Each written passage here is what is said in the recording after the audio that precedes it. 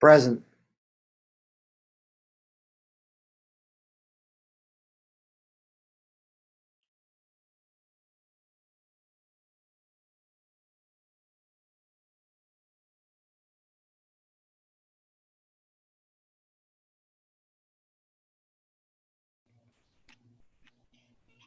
Present.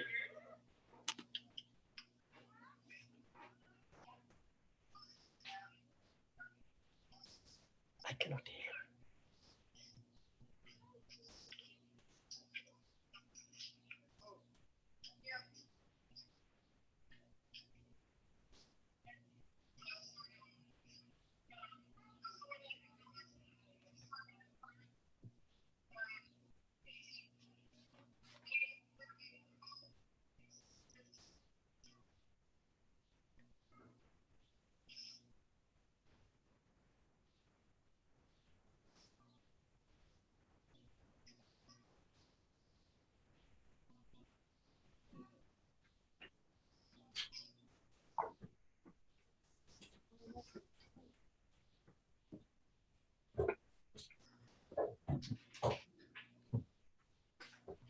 Right, so we're having sound issues for the live stream. And now we have people. All right. Okay. That's gonna start. Okay. Okay. So, sorry, Sergeant at Arms, AJ Bateman, RJ Howell, and Solicitor Richardson is here. And then also on Zoom, we have Superintendent Bernhardt with us as well. Okay. So Councilman Gwynn, make sure you raise your hand because I turned the volume down on you. Okay, so next up we have rules of meeting decorum. And before we continue, Scott, do you have sound on the stream? Sorry, guys. Just want to solve this tech snag. So hopefully he'll tell me.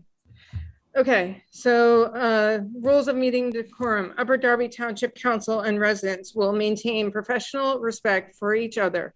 Council encourages free speech. However, civility is required, which would prohibit threats, profanity, scandalous, impertinent, and redundant comment, or any comment, the discernible purpose of which is to disrupt or prevent the conduct of business of the meeting. Okay, for all council members that are here, make sure you turn off your mic when you are not speaking. So if the green light is on and you're not speaking, please turn it off because that'll cause feedback for everyone that's here that has microphones. So thank you. Okay, so at this point in time, we have the approval of minutes.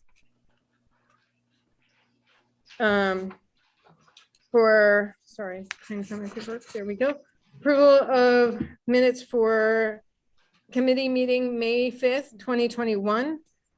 Can we get a motion to approve the minutes? I'd like to make a motion. Council- I second it. So Tunis and Silva. So if we can get a roll call vote. And you got that Councilman Wagner was excused because I was distracted. Thank you. Yes. Okay. Need a roll call vote for your approval in a minute. Yep, just because of our text situation. Okay. Councilman Gwynn, Hold on. Yes. Councilman Gwynn. Yes.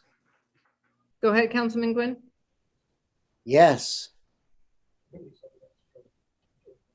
Hold on. Councilman Gwynn, try your, Yes. okay. I can't, are you muted on your, he's saying yes. Yeah. Give me a thumbs up. Give me a thumbs up. Councilman, there we go. All right. Fabulous. We'll find a way. Councilman Burke? Yes. Councilor Blackwell? Yes. Councilor Phillips is a yes. Councilor Sadiq? Yes. Thumbs up. Councilor Faralia? Yes. Councilor Silva? Yes. Councilor Barnett? Yes. Councilor Wagner is excused. Council President Wentz? Yes. Councilor Tunis? Yes. All yes, one excuse. Okay, great. Next up, we have, can we get a motion to approve the minutes from the council meeting for May 26, 2021? So moved. So Phillips and Blackwell with Tunis. Can we get a roll call vote? Yes. Counselor Gwynn, Yes. Councilman Gwynn, thumbs up. Counselor Burke, Yes. Counselor Blackwell. Counselor Phillips is a yes. Counselor Siddiq. Yes. He said Councilman yes. Siddiq is Yeah, a he said thumbs yes. up. I heard it. I heard it. Counselor Faralia, Yes. Counselor Silva, Yes. Counselor Barnett, Yes. Counselor Wagner is excused, Council President Wentz, Yes. and Counselor Tunis. Yes. All yes and one excused. Great. Okay. So obviously, we're still having technical problems with Zoom, but we have a quorum here, so we will continue and hopefully we'll find a way through. Okay, at this point in time, we have our public forum. Did we get the clipboard of the people signing in?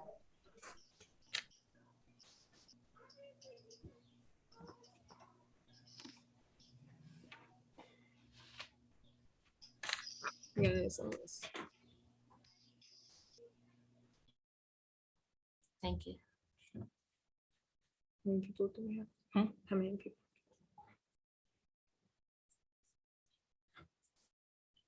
13. Okay, we'll see how that goes. Okay, so go ahead and call. Terry Bradley, Just a reminder, we're doing 3 minutes per person. We do have 13, so we'll see Yeah. where we land. Actually, so we got to set up our timers as Yeah. well. So I'm the 3-minute timer as Ms. Phillips is the 2.5-minute timer alarm. Let me just set that up, okay? Are you?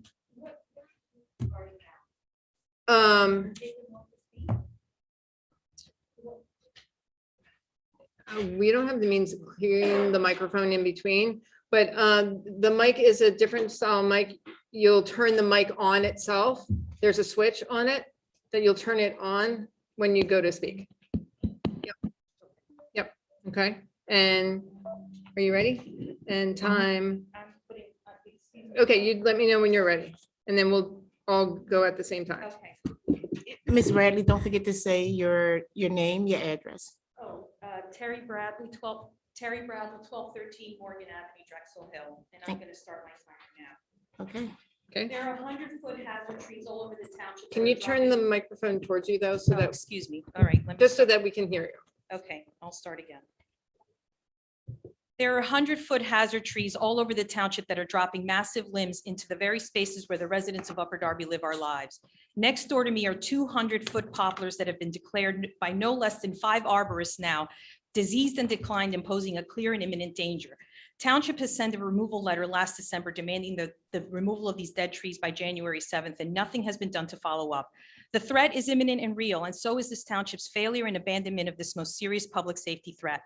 This decades-old law remains good law that dictates the owners of hazard trees are responsible for their removal, and the township has a duty to go in and remove them in order to keep everyone within falling distance of these trees from getting hurt or killed.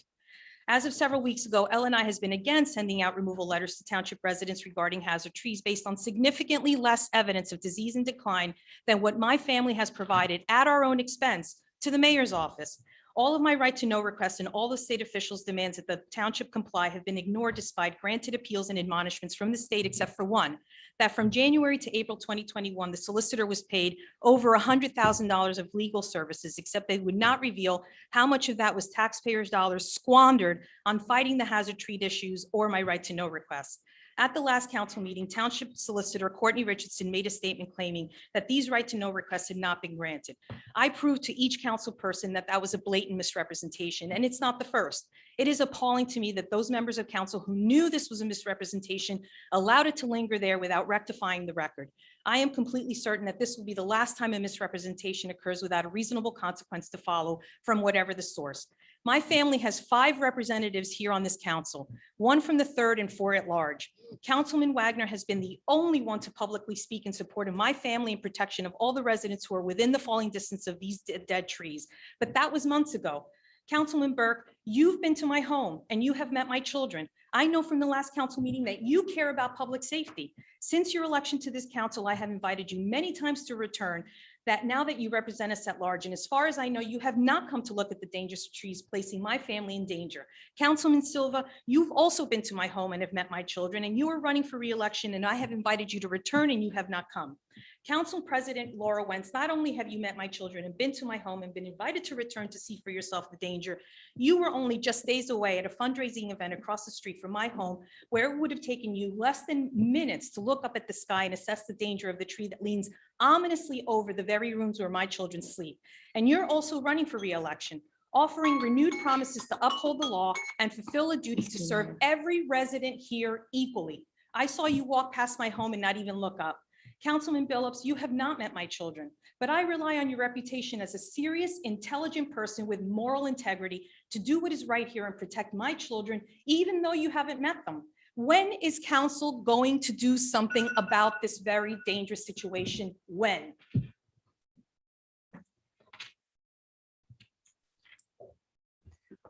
As far as I am aware, Sister, would you like to? Thank you, Ms. Bradley, for your information. The administration is looking into the matter and they will get back to you. Thank you. Okay, who do you have next? Thank you, Ms. Bradley. Kyle McIntyre.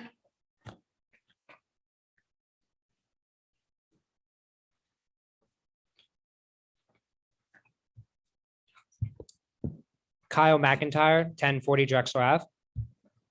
Good evening, council and Upper Darby residents. My name is Kyle McIntyre, and I'm speaking as a representative of UDTJ.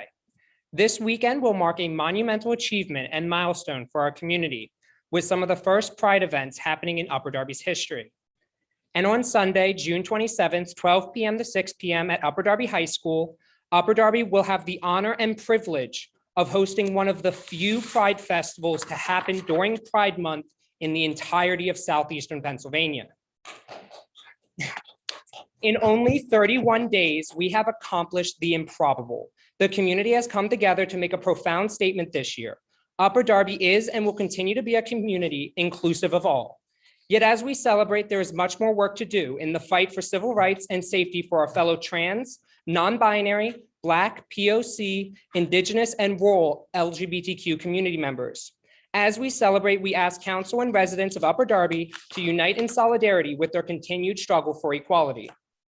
Now, we don't do anything small, so you can expect 45+ vendors from local LGBTQ-owned businesses, nonprofits, organizations, resources, amazing performances from local drag performers, an on-site vaccination clinic, speeches from important members and advocates of the LGBTQ community, musicians, a DJ for music and dancing, food truck, water ice, and even activities for all ages such as nail painting and face painting, all put on for free to the Upper Darby community and funded in part by the generous donations from members of our community. This truly has become one of the largest Pride events of June 2021 for Southeastern Pennsylvania, and you will not want to miss this historic day. We formally invite the Upper Darby Township government and community to join us in celebration at Upper Darby High School this Sunday at 12 p.m. for a Pride to be proud of. Happy Pride Month. Thank you. Thank you, Mr. McIntyre. Dave Schaefer.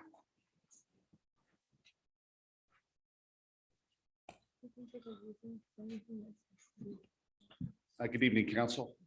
My name is Dave Schaefer. I live at 734 Ormond Avenue.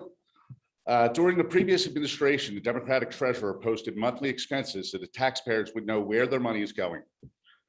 This was done in the name of transparency. Since Mayor Caffer was elected and Democrats took the majority of council, the township expenses are nowhere to be found. My question is, why has the practice of posting monthly expenses stopped? And will the Democrats on council live up to their campaign promises of transparency and start posting monthly expense reports? If not, why not? And as the Republican person running for treasurer, I would like to have answers for this. Thank you. So I just want to clarify, one of the new things that we did under this administration and council is that the treasurer gives a report every single month. A treasurer's report is given. The treasurer's report is out there for you to take a copy along with the agenda. And the treasurer report is brand new and started with this administration and this council. So that is something that had happened, one of the changes that we had made. So there is a treasurer report that is supposed to happen today. We are having some technical snags with our Zoom link and so forth. So we might not be able to hear from him today, but you do actually have the treasurer's report for you in your hand. That never happened before. Why is this information not on the website like it had been previously? It was never on the website before. I've looked, today it was up to 2019 was reported. As far as I know, it wasn't before, so it may have happened after we got involved, so. But the treasurer never gave a report in any council meetings. We never got updates. We never knew anything specific of what was happening prior to 2020. Information was made available to the public prior to this administration.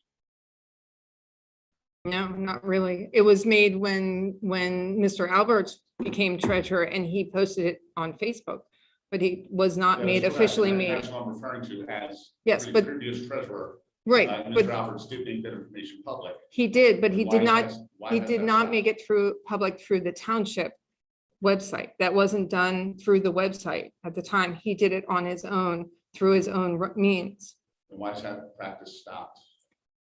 because we're doing it a different way. We have treasurer reports every single month. We have trainings from our treasurer in most months. So we take a different approach.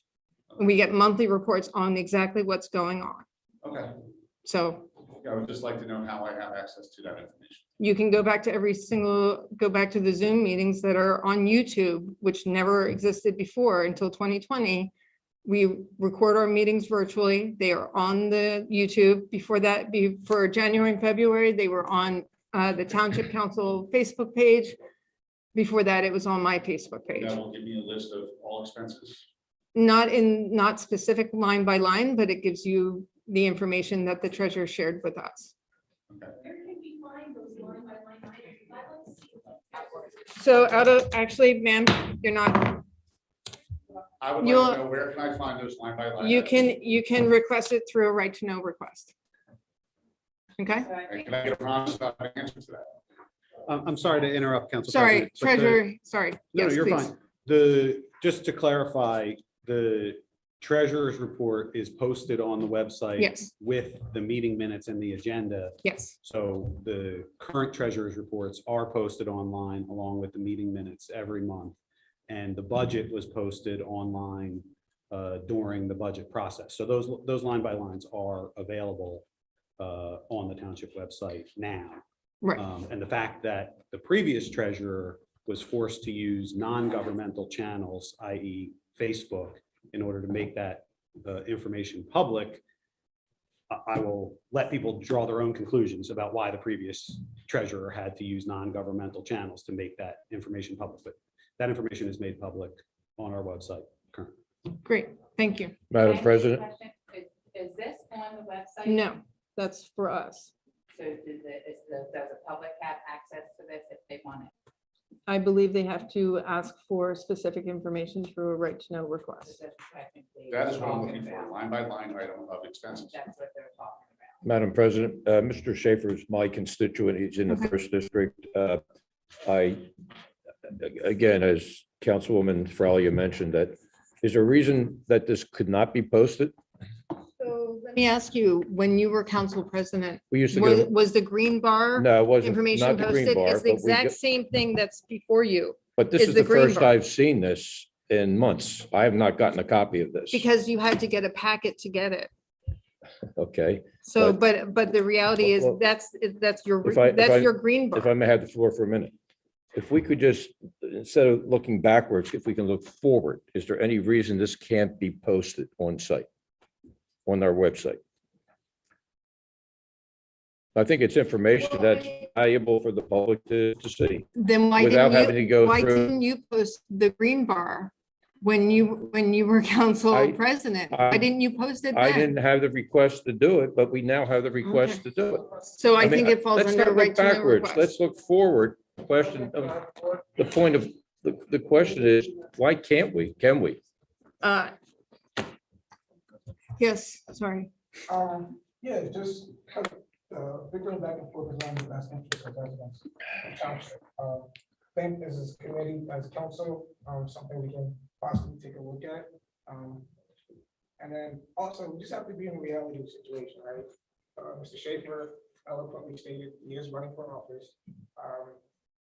And some of the things he said, to his credit, I don't necessarily think it's out of the scope that we can do.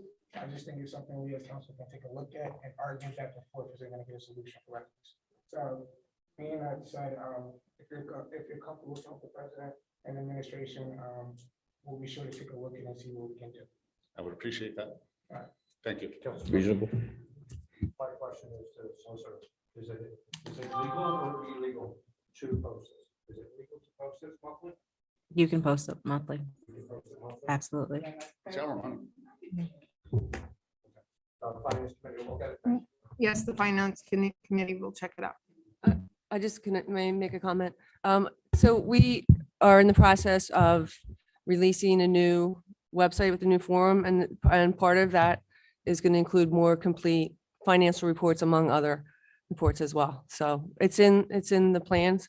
It's just very difficult with the format that we have now, the website, which is why we're changing it. And our finance director did a great job of putting this on, in a different format. It's not on the green bar paper anymore. It's in a regular spreadsheet. So Thank you. you're welcome. Thank you, Mr. Schaefer. Bonnie Hallam.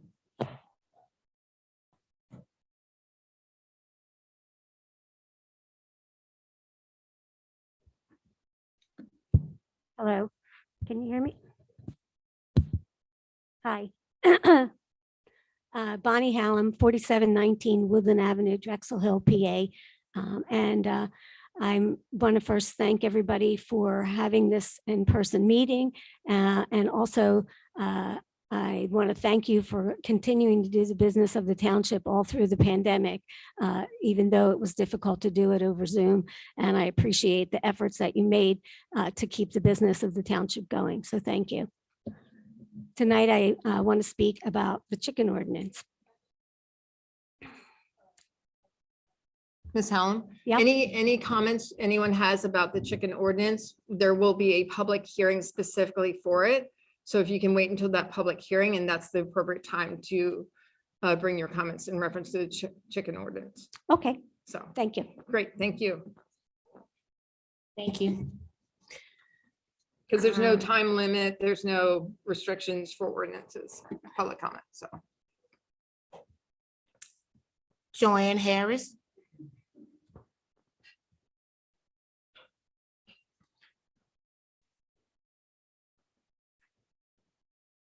Joanne Harris, 3827 Berkeley Avenue.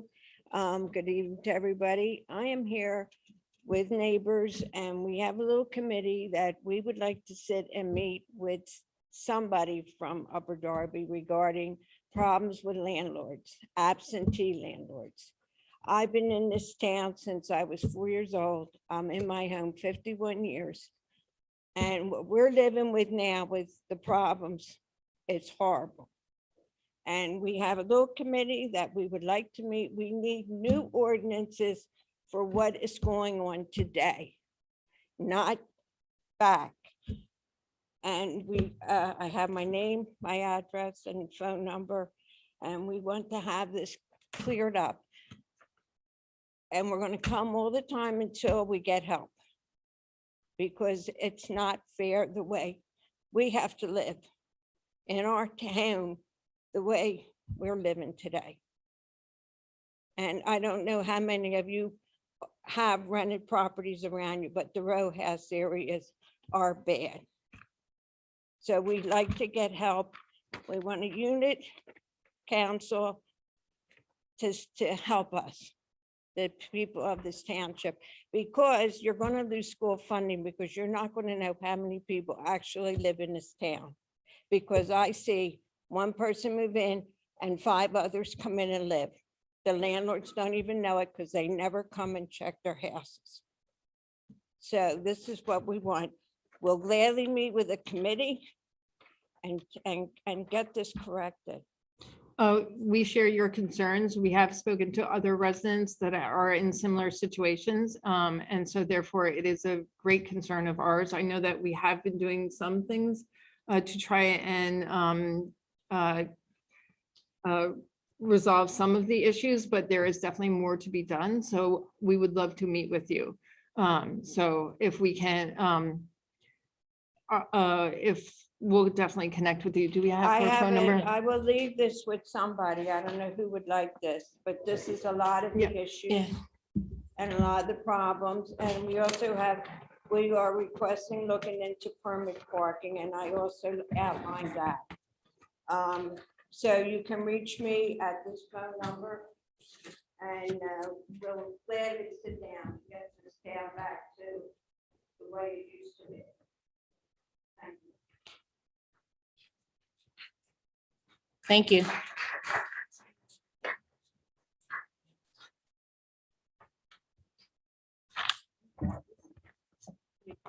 Okay, so next, Thank you, Ms. Harris. Next is, I'm sorry if I butchered your name, Marilyn Marcella. Okay, hi. My name is Marilyn Marcella, and I live at 6727 Montgomery Avenue in Upper Darby. can you just turn the mic up a little bit because you're taller? Just tilt it up. How's There you go. that? Yeah, yeah. Hi, my name is Marilyn Marcella, and I live at 6727 Montgomery Avenue in Upper Darby. And I have several concerns. The first is perhaps sending out a reminder to all the neighbors. I know it's summer, everybody wants to have fun, everybody wants to get out, you know, COVID, they're locked in, they just want to be outside. If you could please watch your fire pits and the grills. Last week we had what almost was an incident.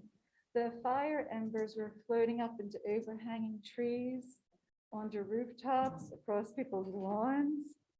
And someone, not me, eventually did call the police and the fire engines came. So if there could be some kind of mailing or pamphlet just to remind people how to do summer safely. The fire pits are in the grass. They're not on sand. They're not up on pavers. Children are running around the yard. It's not safe. And right now the grill is up against a tree under a tent. So if you could just send out something just to remind everybody. So that's my first issue. Just to hold you Sure. on that for a second, Sure. we do have a new fire ordinance that deals with those concerns that will be coming up in July. Great, Okay. okay, great, thank you. Same. My second is people parking on the sidewalk, bringing their SUVs, their Tundras, and parking on the sidewalk, and not only on the sidewalk, but their tires are in my front lawn. This was new neighbors that moved in and just kind of took over a little bit, but I had an opportunity to speak with them this past week, and they did stop doing that.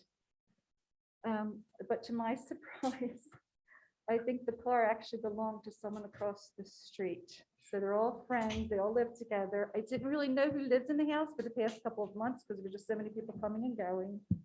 But I had an opportunity to talk with them and share with them my concerns, and they did. They stopped parking this past week, so that's good.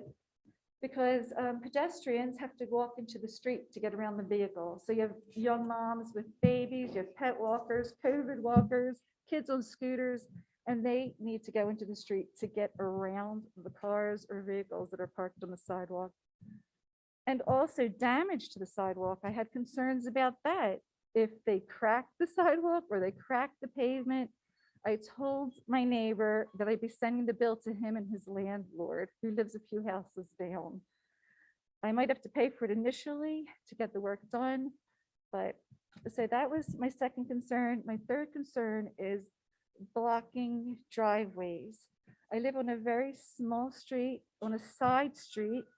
On the left-hand side are terrace porches with parking lots, and on the right is just residential homes with parking in the back. So I'm sorry, Yeah. ma'am, you've run out of time, Okay, but sure. just to, as far as, anyone who's blocking your driveway,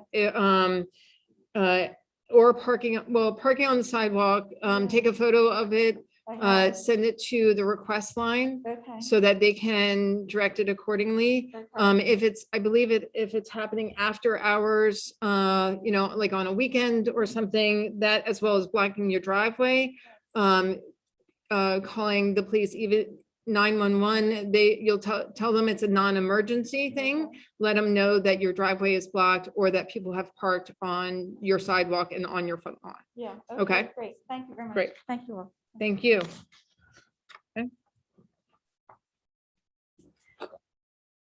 Thank you, Ms. Marcella.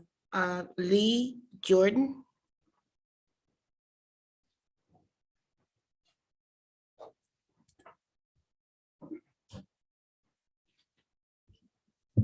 Automatically. This is on.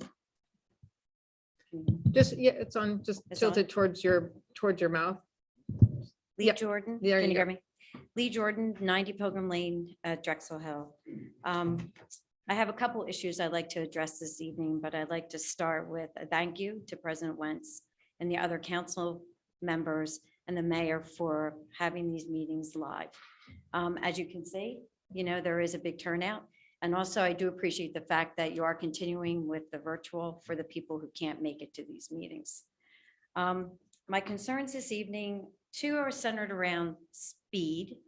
Cars speeding down Route 1, Township line between State Road and Lansdowne Avenue. I know it is a state highway. I know that we've addressed this issue a number of times.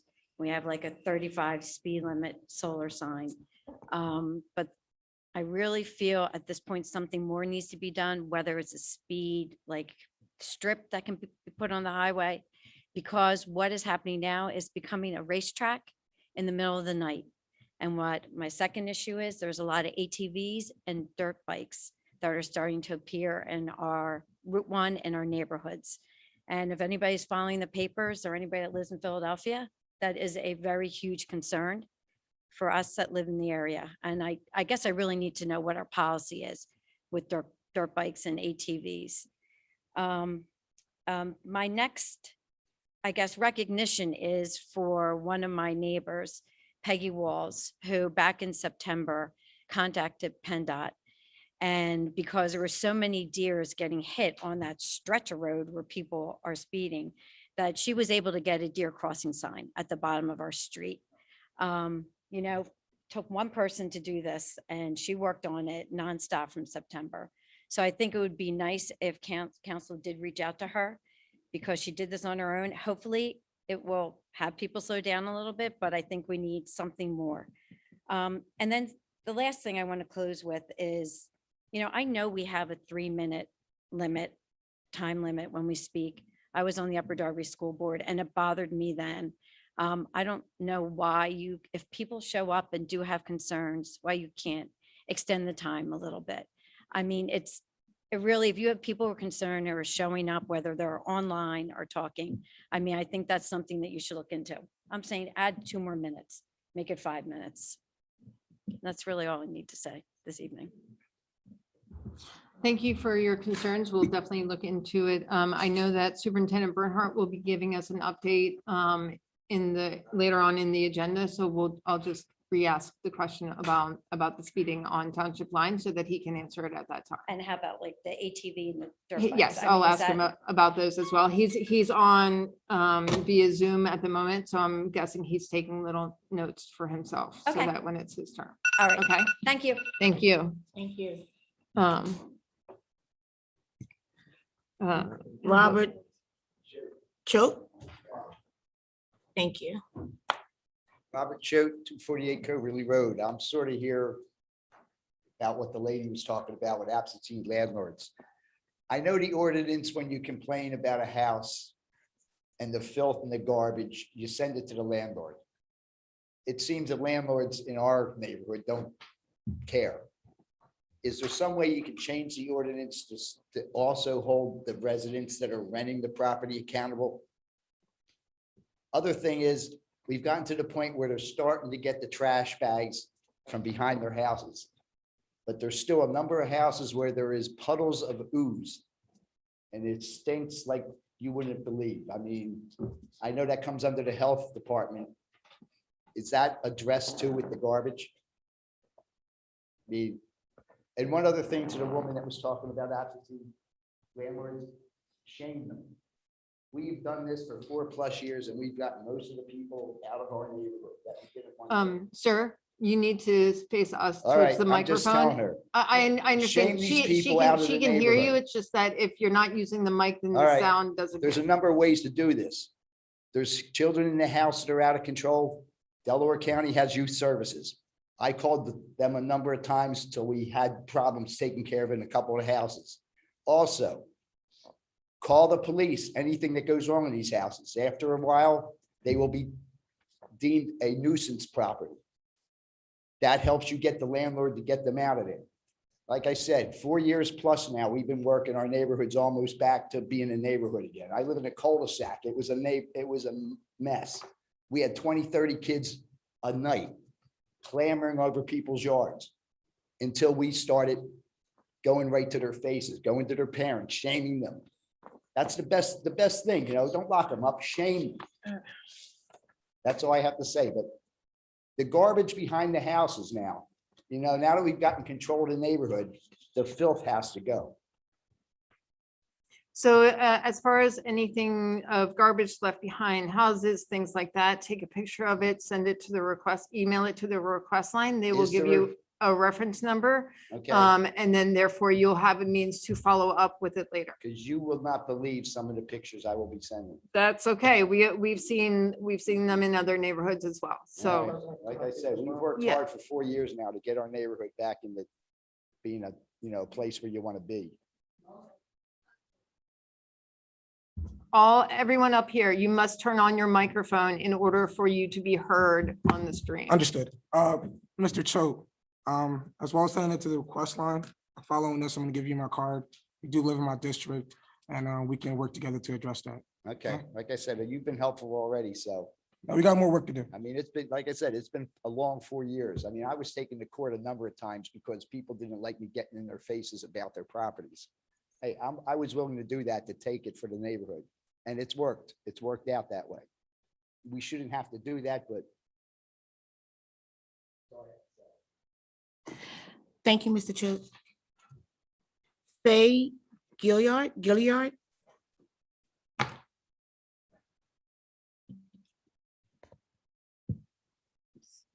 Faye Gilliard, 236 Guilford Road.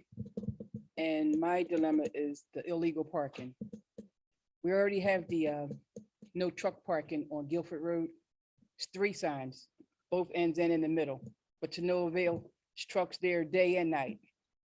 Also illegal parking, the township came out and they put the X's on the crosswalks as well as the driveways every night. I call the cops at least 3-4 times a week for it. They come out, but I know they busy sometimes and they can't come out. My son's car got hit, my car got hit. It's just ridiculous. I mean, like I said, the signs is posted, the X is there, they still park illegal. I mean, I don't know how they're going to enforce it unless somebody call, but no one comes through there and enforce it. Okay, we will look into it. That is a great concern of ours. So we'll definitely be looking into it and Superintendent Bernhardt's on this call as well. So thank you very much. Thank you.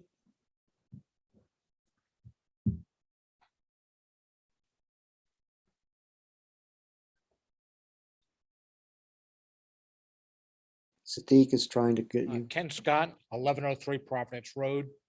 I've lived there 43 years. I've lived in the township my entire life, 69 years. We recently had a problem with rats in the neighborhood due to, we think, the work of SEPTA was doing with the railroad ties and stuff, and it happens. I saw the rats. Here's my concern. I'm a phone guy. I'm not so much a computer guy. I'm a phone guy. I'm an old guy, I guess. I called the mayor's office and spoke to a very nice gentleman named Joe. Let him know about my concerns. No one responded to me. Nothing happened. I left 3 times. I called Joe and spoke to him about this. Absolutely nothing happened. I finally did go on the computer. I found the request line. I went on that. I got an immediate response. The problem was immediately taken care of. They called me back 3 or 4 times, did a fantastic job. I haven't seen any rats. My neighbors haven't seen any rats. So like, congratulations there. But something's wrong when you call on a phone line and you speak to a person at the mayor's office. And again, I'm not trying to get down on Joe, but something's wrong in communications. Is he not writing it down? Is he not sending the message on? I'm a businessman with a very successful business, and communications is key to anything. And if you don't have communications, you're not going to have anything at all. So I just wanted to make you aware of it. If you don't know what the problem is, you can't fix the problem. Number 2, Upper Darby Township is a fantastic township. You hear a lot of negative stuff about it. We're a very diverse township, a fantastic township, and let's keep things positive. Let's not make this a political issue, even here in council. Some of your responses to the gentleman about the finances being posted, I almost felt like that was getting into a political thing back and forth. Don't make this a political thing. We have a right to know that. Post it. I've been to several organizations. I've been the president of several volunteer organizations, the Automatic Fire Alarm Association and other organizations. All of our finances were always there, readily available to anybody. My church I go to, Alden Union Church, it's always available there. It should be available here. It's our money. It's the taxpayers' money, and it should be available to us online. You want to be open and about everything, let's be truly open about it. Again, I'm not accusing anybody of anything, but if you haven't done this in the past, and let's not talk about past administrations, let's talk about now, move forward with this administration. Do us a favor and make things transparent so everybody knows about it, everybody can see. Thank you very much.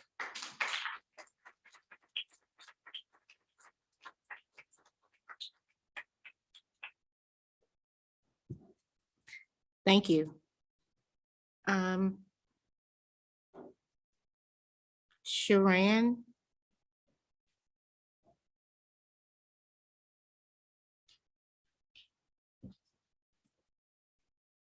Good evening, Council and Mayor Kiefer.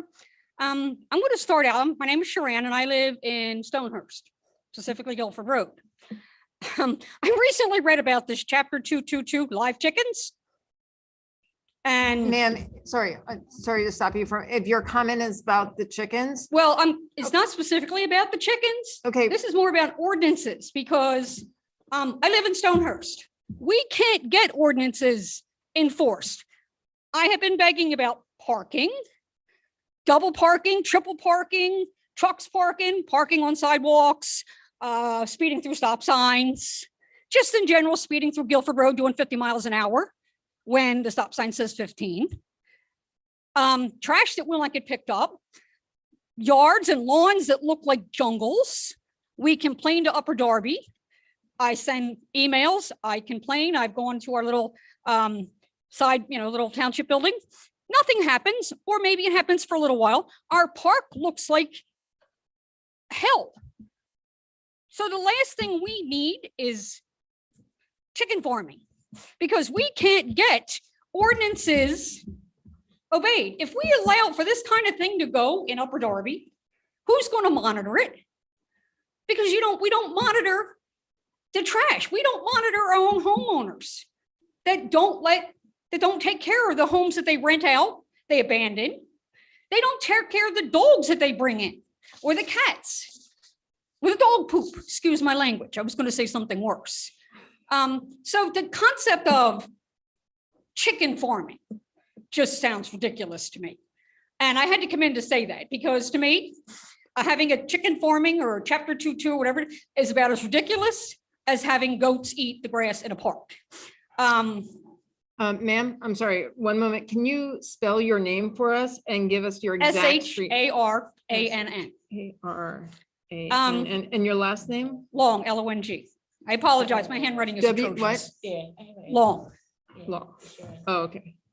And you do have her Yes. full address. Okay, sorry. And I've lived in Upper Darby for 40 years. And 5 different areas in the Stonehurst area. And we need to get Upper Darby straightened out first. We're not a rural community. We're an urban community. There are some parts of Upper Darby that have a little more space, but for the most part, Upper Darby is an urban community, and we need to keep it clean because it's an embarrassment for people coming through. And I've had relatives that have left Upper Darby, left Philadelphia area 40 years ago and came back and were like, we can't believe it's the same place. It's sickening to drive down Church Lane and see a telephone pole that I complained about 3 months ago, still sitting on the sidewalk, waiting for it to cause an accident. Trash on the side of Church Lane is unreal. 3 yards look like Jurassic Park. So before we go anywhere else with any other fancy things, we just need to get Upper Darby cleaned back up, and especially the area between Baltimore Pike and Marshall Road, between So Long Lane at this point in time, you're and out of Church Lane. time, ma'am. Is disgusting. So if you wanted your comments to count towards the chicken ordinance, you'll have to wait until that actual public hearing for it Okay, to apply. like I said, I just read about it and I thought that's just the Okay. craziest thing I ever heard. Well, thank you. Thank you. And in reference to any, parking enforcement, speeding enforcement, for illegal parking, as I've said, take a photo, send it to the request line. If it's after hours, then you call the police. So after normal business hours. Okay, cool. What you got next? Mary Beth Stoltz. Did I say your name right? Stoltz, okay. Thank you.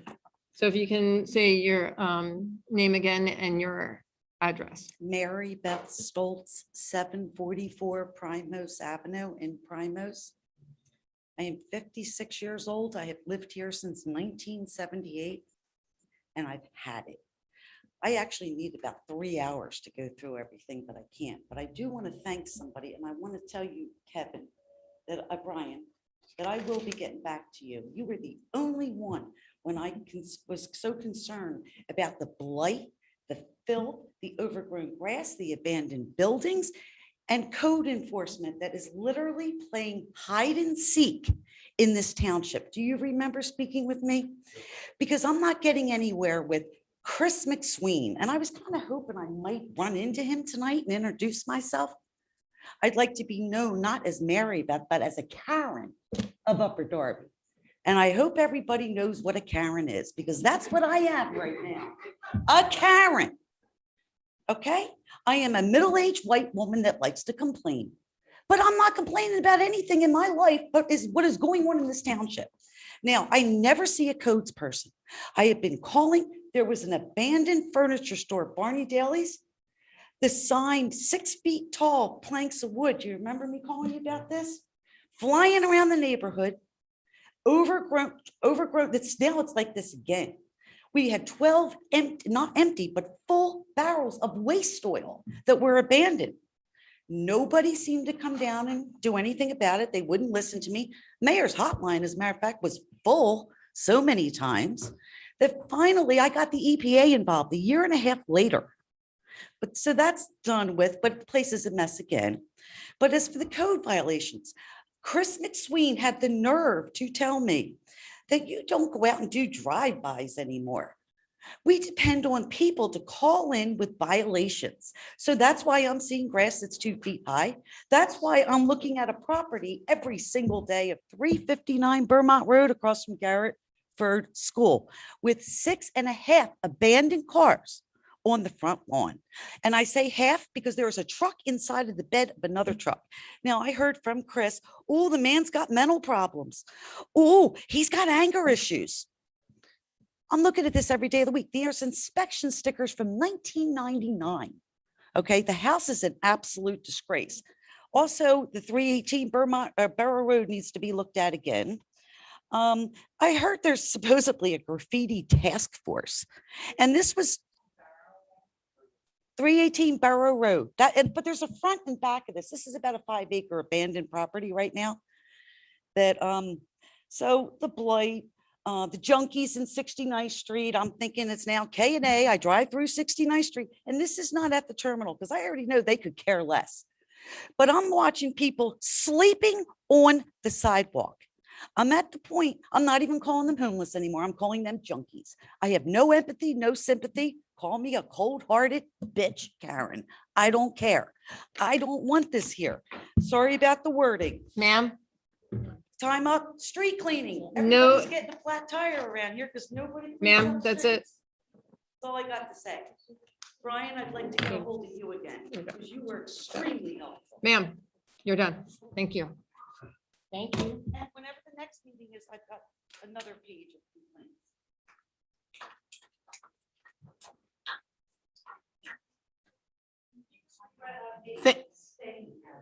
Just go. Faith? I'm sorry, I can't read your last name. Darby. No, Faith Zerby. Thanks, Council. Faith Zerby, 379 Upland Way, Drexel Hill. I wanted to just first thank you for the incredible Zooms and work through COVID. You've done a tremendous job. I really appreciated being able to tune in from my office or at my elder aunt's house. So it really was helpful to have that type of ability to be there, to hear what's happening. Also really great to have the recordings. If I missed something, I could look back. So I really appreciate the transparency that I've been seeing. I've been here maybe 18 to 20 years. So I really think this is a really great shift. And so I just wanted to thank you for that. I also wanted to thank you for the new composting on recycle days. I think this is incredible because through the summer, we had the ability to put things on our curb. I think it's important for neighbors to remember that, you know, what we do in our gardens affects our stormwater and our flooding downstream. And also the idea of reducing our waste stream is so important. Mayor Keffer, before she was mayor, of course, started commingled recycling. That was when I moved in, and I thought that was pretty tremendous that we had that upgrade. But now with the composting happening through the summer, I think it's really critical. It kind of cuts back on all that waste, you know, whether it be leaves in the fall or whether it just be garden compost. Many of us have gardens that we use to help with stormwater control, right? To help to reduce flooding downstream. So being able to have that ability to put that on the curb on recycle days is really just tremendous. So I just wanted to thank you for that. And thank you for your time and all your efforts.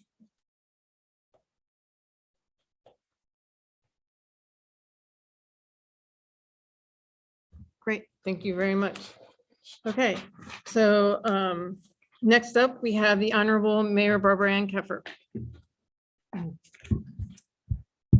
Good evening, everybody. And it's really great to be back in the room and to be kind of returning to where we can be together and congregate and meet again. So I have a couple of updates. Superintendent Tim Bernhardt and I swore in 10 new officers into the Upper Darby Police Department yesterday. Combined with the first wave of new officers sworn in earlier this year, these officers represent the most qualified and most diverse group in Upper Darby history. We welcome all of them to our Upper Darby team. All of these officers will be valuable additions to our renowned police department, and they are setting a great example for others who commit to public service. Many of them already have deep roots in Upper Darby, with 5 officers who are graduates of Upper Darby High School and 1 who's a graduate of Monsignor Bonner Archbishop Prendergast High School as well. In other good news, the Fire Investigator Division of the Upper Darby Fire Department has been awarded an FM Global grant in the amount of $3,544 to purchase fire prevention equipment, including a new desktop computer and digital cameras. Congratulations to Chief Derek Sawyer and his team on their continued efforts in fire risk reduction. This past Saturday, we celebrated Juneteenth at Upper Darby High School with a youth football camp hosted by Philadelphia Eagles safety Rodney McLeod and his wife Erica, as well as the inaugural Juneteenth observance and community fair. The fair included free healthcare screenings from Crozier Health, COVID-19 vaccines courtesy of Delaware County, and a variety of presentations and performances by local artists, that celebrated the significance of Juneteenth as the end of slavery in the United States. On Friday, July 2nd, we are pleased to be hosting a fireworks display at Upper Darby High School at the baseball field. The fireworks will begin at 9:30 p.m. and residents are encouraged to watch them from the high school parking lots. The rain date for this event is Friday, July 9th.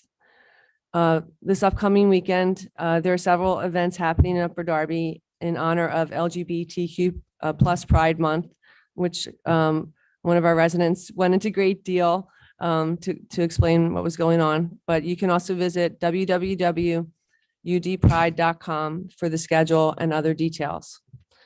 And here's a friendly reminder about the weekly yard waste collection. Yard waste is leaves, garden residue, shrubbery, and tree trimmings, and similar material. Please note that grass clippings are not considered yard waste. Please do not use plastic bags to recycle yard waste or your regular single stream recycling. Instead, place your yard waste in biodegradable paper bags, which are available at local hardware stores, or place the yard waste loosely in trash cans without bags. Lastly, please note that yard waste is collected only on your regular recycling pickup day, not on trash pickup days. Coming into your mailboxes soon is a township newsletter, which provides the trash and recycling schedule for the rest of the year, as well as other important information on township programs and events. Also note that on Monday, July 5th, that's a township holiday, and no trash or recycling will be collected on Monday, July 5th. So that's all. Thank you. Great, thank you, Mayor. So next up, we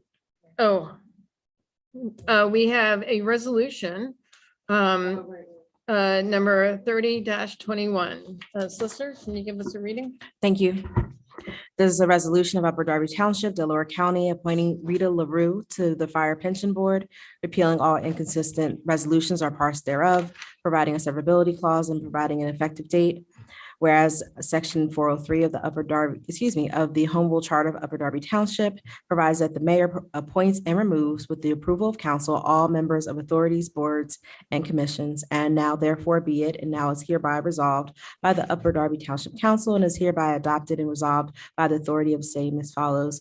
Ms. Rita LaRue is hereby appointed to the Fire Pension Board for an indefinite term to serve at the pleasure of the mayor with the approval of council. There's a repealer, severability clause, and effective immediately. Thank you. Thank you. And can we get a motion to approve resolution 30-21? I'd like to make a motion. Ekbon Phillips. Also want to clarify, I did, unfortunately, in the resume that was sent out to us, her address was not included. She does live in Drexel Hill, just to clarify for council members who weren't sure. Are there any questions or concerns on this resolution and appointment? Councilman Burke? No term limit on this, or the pension board has no term limits?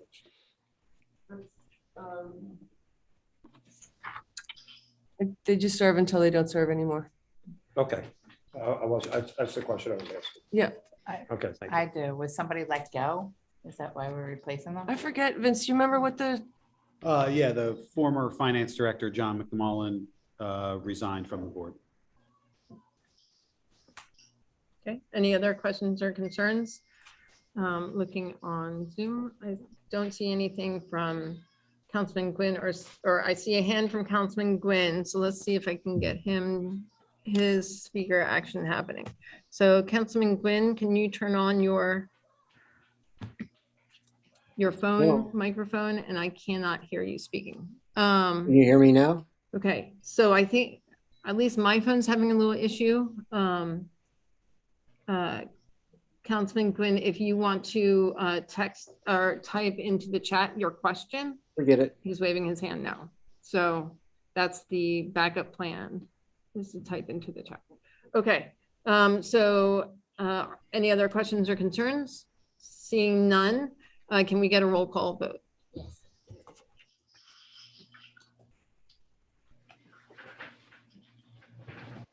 And council members on Zoom, just give this a thumbs up. And Councilman Siddiq, try speaking into yours when your name is called so we can test, see if we can get you. Counselor Quinn, Yes. Thumbs up. Counselor Burke, Yes. Counselor Blackwell. Yes. Counselor Billups is a yes. Counselor Siddiq. Yes. You hear me? There you go. Turn up the volume on. Okay. Counselor Faralia, Yes. Counselor Silva, Yes. Counselor Barnett, Yes.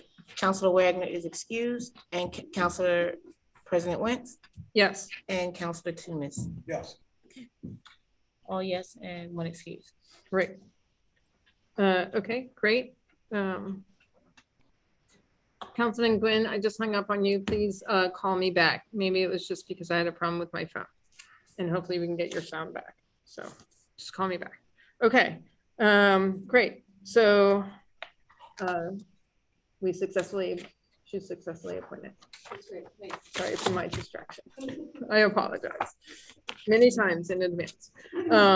Okay, so next up we have Superintendent Bernhardt, and hopefully we're gonna check out his sound.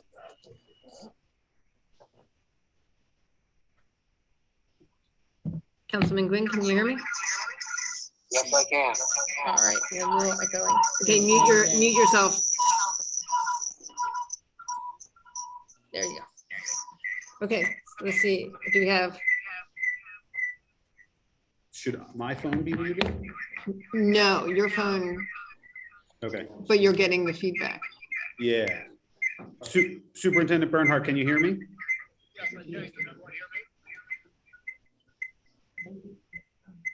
No, I'm not sure that they can. No, we can't. It creates the sound loop, this echo that we're hearing because of the sensitivity of our microphones. So we were trying to use because I had to turn the mic on or the Zoom on out in the audience so that the camera could hear and record it live. So it would be live on, the sound would be on the live stream. It creates a feedback in anyone calling in via Zoom. But for some reason, Councilman Burke's phone is working fine, and where mine and Councilman CAO's is not working. So it looks like everyone's just gonna end up calling Councilman Burke, and he's gonna be like the lean, mean presenter machine, unless Councilman Silva, is David's okay? I don't know, I just put it on. Okay, so he might be okay on yours. It might be your computer. Yeah. It could be because my computer's right here, and yeah, so.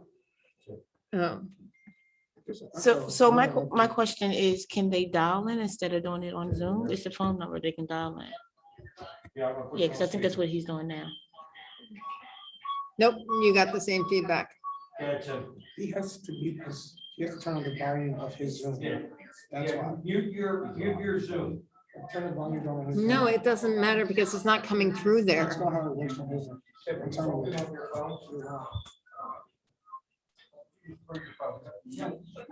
Not on Zoom. Yes. That's what I just said.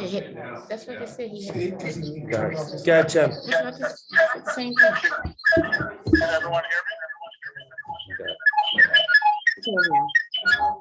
Yeah. Gotcha. Yeah. So everyone who's not my, Brian, your mic.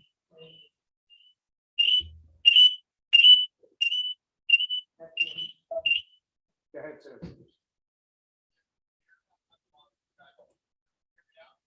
Yeah. Yeah, go ahead.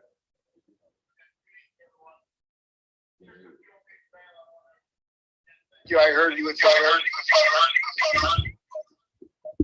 That we had just sworn in 10 officers. Hold on a second.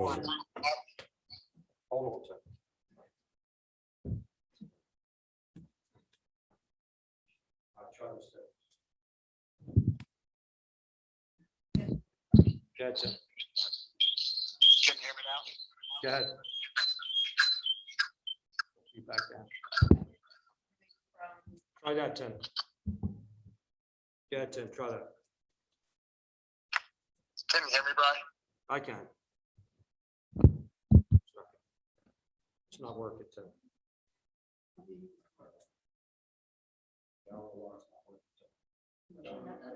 of the sound system and the loop with because we have to have that like that. Could he turn off his Zoom? Can you turn on Zoom and call in? That's not how it does, but that's it. We just turn off the Zoom and just call in. If he wants to, yeah, just hang up from the Zoom and try calling in without being connected to Zoom, I can do that. Brian, tell him to hang up on Zoom. Yeah, Tim, log out of the Zoom, see what happens. Just log out now. All right, now try it. One more time. Can you hear me? Is that? Yeah, that's better. Yeah. Okay. Yeah, go ahead.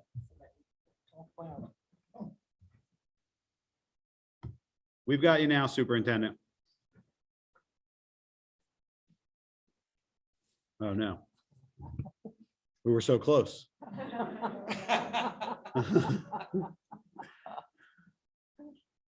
Tim, are you there?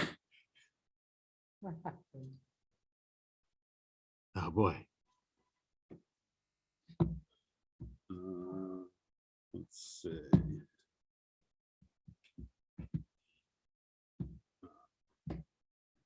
Well, I don't know. He just hung up. We'll try that. Okay, so we're gonna try and. Tim, are you there? Yeah, can you hear me, Vince? I was getting feedback and I was. Oh, no, I guess my speakerphone is too quiet because I can hear you, but it's not coming through the mic very well. Try one more time. So you're, can you turn up the volume on your phone? It's, yeah, it's up as high as it goes. And it seems like I lost him again. Okay. Tim, are you there?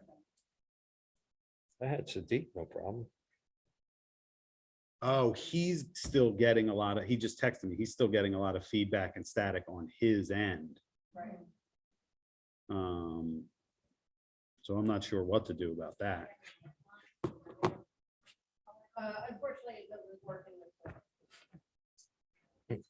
It's for show. Not connected. Okay. So we may need to get a report from superintendent or we'll have to do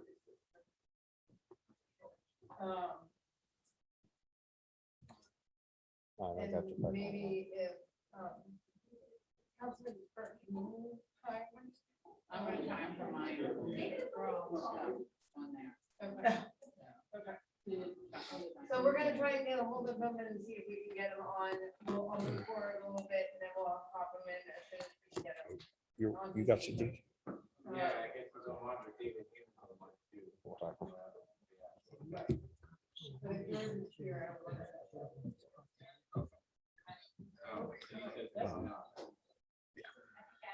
You got him, Allison? Tim, you want to go ahead? Yep, can you hear me? Yeah. Yes. Keep talking. Tim, yes, we can hear you.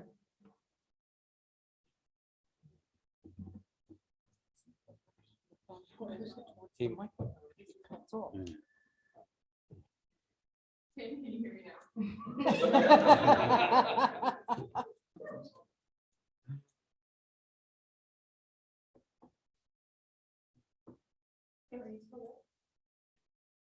Yeah, I don't know why that keeps happening. I don't know whether it's happening because it's fine or not. Right. A full service, a full service. Just tell him to come in. Yeah. Yes, if he can come in. I was kidding, but. Yeah, I don't think that's actually If he can't, realistic that's option. okay. We'll find a way. Okay.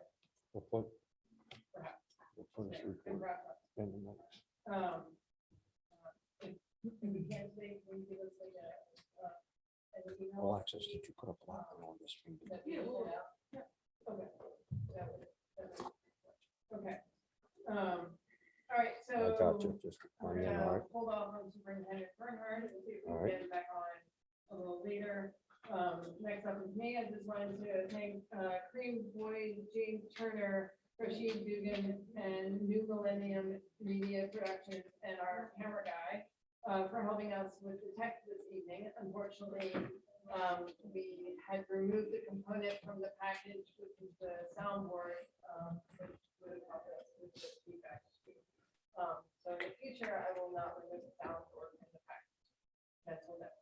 Don't remove the soundboard. It's important. There for a reason. So just mental note for myself for the future, but that's part of the reason why we're having such feedback issues, because the soundboard can isolate, take away things you don't want to hear, and so that will just solve the problem. So I just wanted to thank all those gentlemen for all their hard work to help make this possible. And wanted to thank everyone who came out to all the June 19th events over this past month, and the future ones that will be coming up, or the future. There are there's still events happening around Juneteenth, but then also with this being Pride Month, there are tons of events going on. And during, and I also wanted to point out that I know that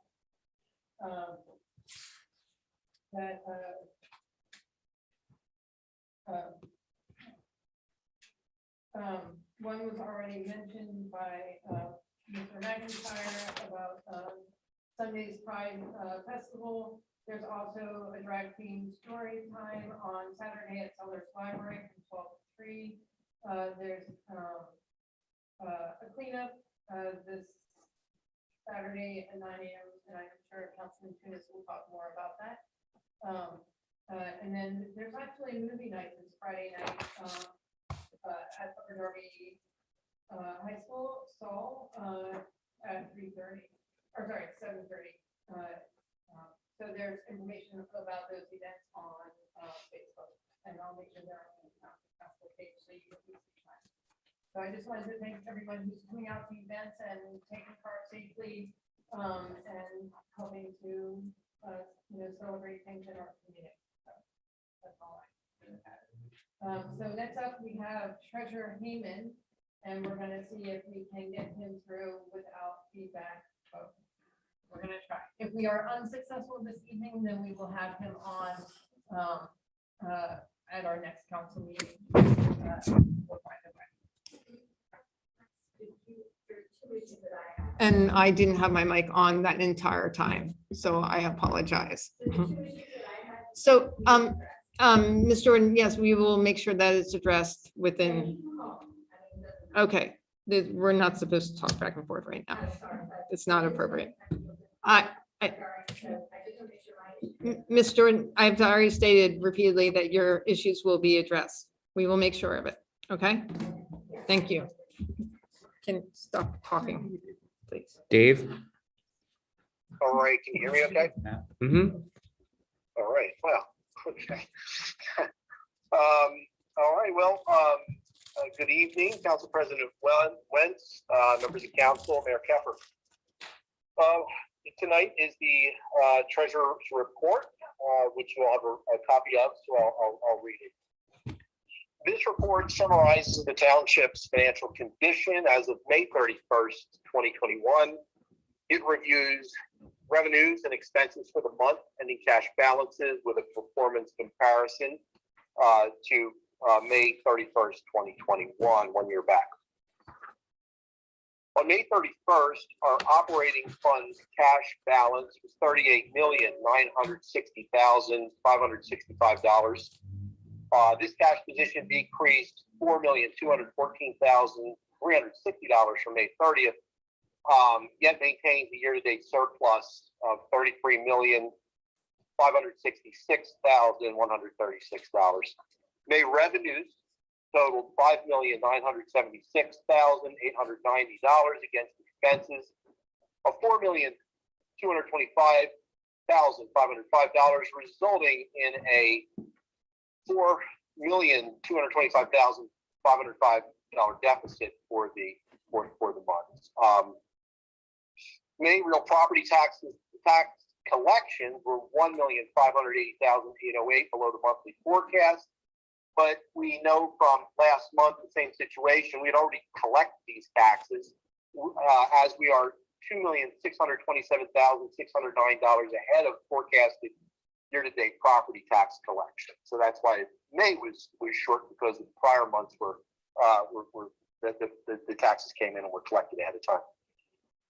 If we compare 2021 year-to-date results back to 2020, the 2021 revenues exceed 2020 revenues by $7,629,038, while year-to-date 2021 expenses are $3,949,938 below the year-to-date 2020. So with 42% of the year on the books, we've collected 80% of our expected total revenue for the year and expended 43% of our total budget. So we're tracking better than we budgeted. We're better compared to a year ago. So in my opinion, our financial health is good. And that concludes my report. Thank you. Can we get thank you. Can we get a motion to approve the treasurer's report? So moved.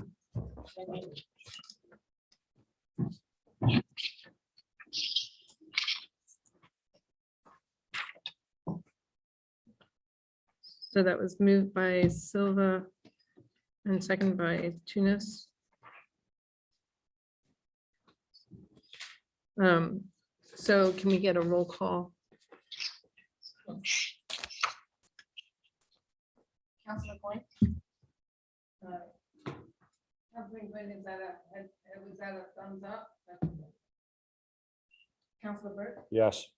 Councilor Magwell? Yes. Councilor Phillips, yes. Councilor Siddiq? Councilman Siddiq, can you give us that? Yes. Yes. Oh, there he is, great. Councilor Pereira? Yes.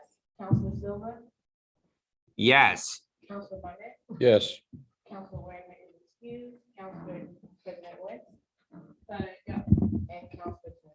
Yes. Great, so. Thank you very much, Treasurer Hayman, for being here. And if Superintendent Bernhardt is listening anywhere, please call Councilman Silva because his phone works without feedback. So, thank you. Okay. Cool. All right, so, and Councilman Burke, you have Councilman Siddiq on there without a problem, right? That's right. Okay. So CAO, do you think Timothy could call Councilman Silva and see if we can get him lined up without feedback? That would be awesome. Oh, while that's happening, we're going to move on to the committee's report. Public Safety Committee co-chairs Councilman Burke and Councilwoman Blackwell, council members are members Silva and Tunis Jr. We have resolution 20-21-21. Solicitor Richardson, can you give us a brief? Thank you, President Wentz. This is a resolution to install a stop sign at the following location at the intersection of Chapman and Powelton Avenue. So ends the reading. Oh, so that was easy. Okay, can we get a motion to approve this resolution? Oh, after we have the motion made and seconded, then we can talk about it. Make a motion. Okay, so Tunis and Phillips. Yes, Councilman Tunis. Yeah, so this stop sign hopefully will be placed in the Chapman Park neighborhoods. This is something residents have been asking for quite some time. I want to thank Council President Wentz for helping me out and getting the petition signed. And there are some residents that helped there also. So I just would ask my colleagues to support this. They've been asking for this for quite some time. And it's I'm hoping that we can get this for them. Definitely agree. Ms. June was excellent. And all the residents are very much interested in the stop sign. It will save lives. The intersection is basically a blind spot when vehicles are parked right there. And it's coming out of the park and there's small street from Chapman Park Peloton comes out. And then the small street of Chapman, and there's no stop sign and people have been injured. There has been accidents there. So this is a public safety issue that this stop sign will solve, so. Just to piggyback off that, Council President, once, this street is adjacent to a neighborhood park that many young people go and play and families take out the time and hang out in their leisure time. So just keep that in mind, that the way it is now, it could, if we keep it the way it is, it could cause a lot of injuries. Any other questions or concerns on this resolution? We just approved it, right? No, we haven't voted on it yet. We're on the discussion part. Okay, any other questions or concerns? Seeing none, can we get a roll call vote? Yes. Councilor Boyd? Yes. Councilman Yes. Councilor Burke? Yes. Councilor Blackwell? Yes. Councilor Phillips is a yes. Councilor Sadiq? Yes. Councilor Pagano? Yes. Councilor Silver? Yes. Councilor Barnett? Yes. Councilor Wagner is excused. Councilor President Prince? Yeah. And Councilor Thomas? Yes. Great. So now we go.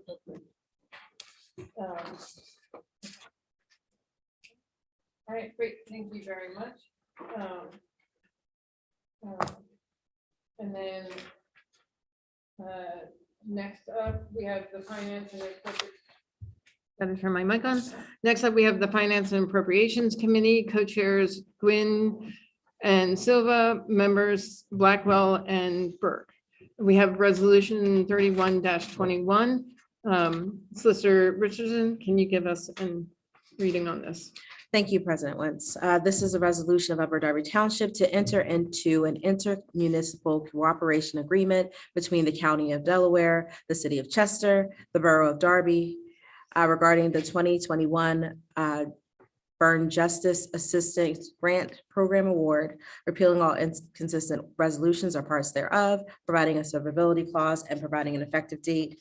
I believe that Superintendent Bernhardt was going to discuss this in a little bit more detail, but this is a grant that is received on behalf of the county that is distributed to Chester, Darby, and Upper Darby Township. So now therefore it hereby resolved by the Upper Darby Township Council that the following shall govern the intermunicipal cooperation agreement between the township, the county, and the municipalities. It is hereby adopted and resolved by the authority of the same as follows. Upper Darby Township accepts a $37,504 grant in JAG funds as stated above. Upper Darby Township agrees to use the JAG funds allocated to it for the program in accordance with all federal, state, and local laws and as described in the JAG application, and will utilize those funds during the 4-year period following the award of the grant. Section 3 provides that nothing in the performance of the agreement shall pose any liability under the Political Subdivisions Tort Act. Section 4 provides that Upper Darby is responsible for its own actions providing services. Section 5 that there's parties to the agreement do not intend for any third party to obtain any right by virtue of the agreement. Section 6 provides that there is no obligations expressed or implied other than set out in the agreement. Section 7, council authorizes the mayor or her designee to execute the intermunicipal cooperation agreement between the County of Delaware, the City of Chester, Borough of Darby, and the Township of Upper Darby for the 2021 JAG grant. There's a repealer severability clause and it is effective immediately. Thank you, President Wentz. So ends the reading. Great, thank you. Councilman Silva, were you able to get Superintendent Bernhardt on? I just texted him with the phone. I haven't received a call from him yet. Okay, okay. All right, so can we get a motion to approve resolution 31-221? Yes. Okay.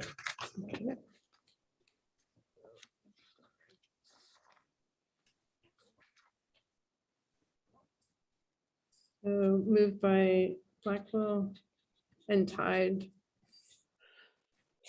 by Tunis and Phillips.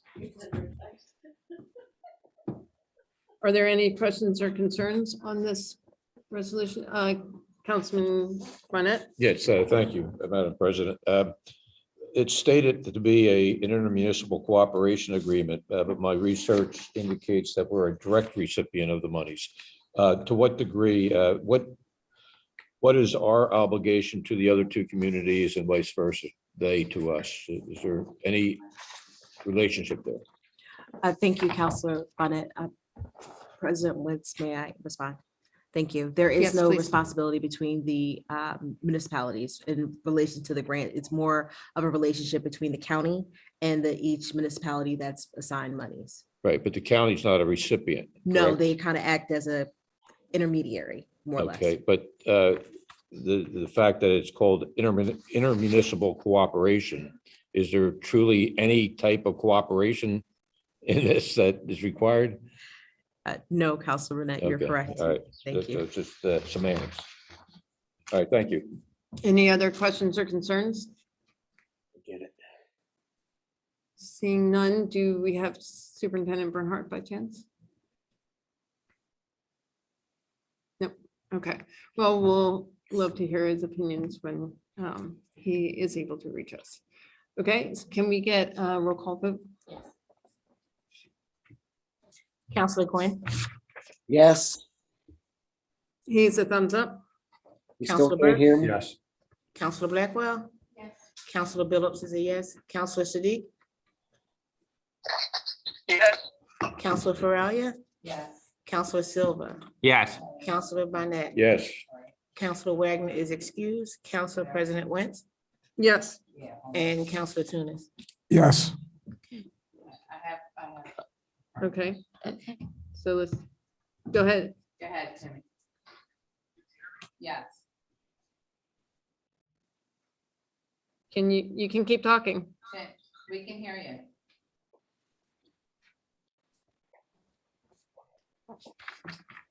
That's what kept happening. Excuse me, Council President. Yes.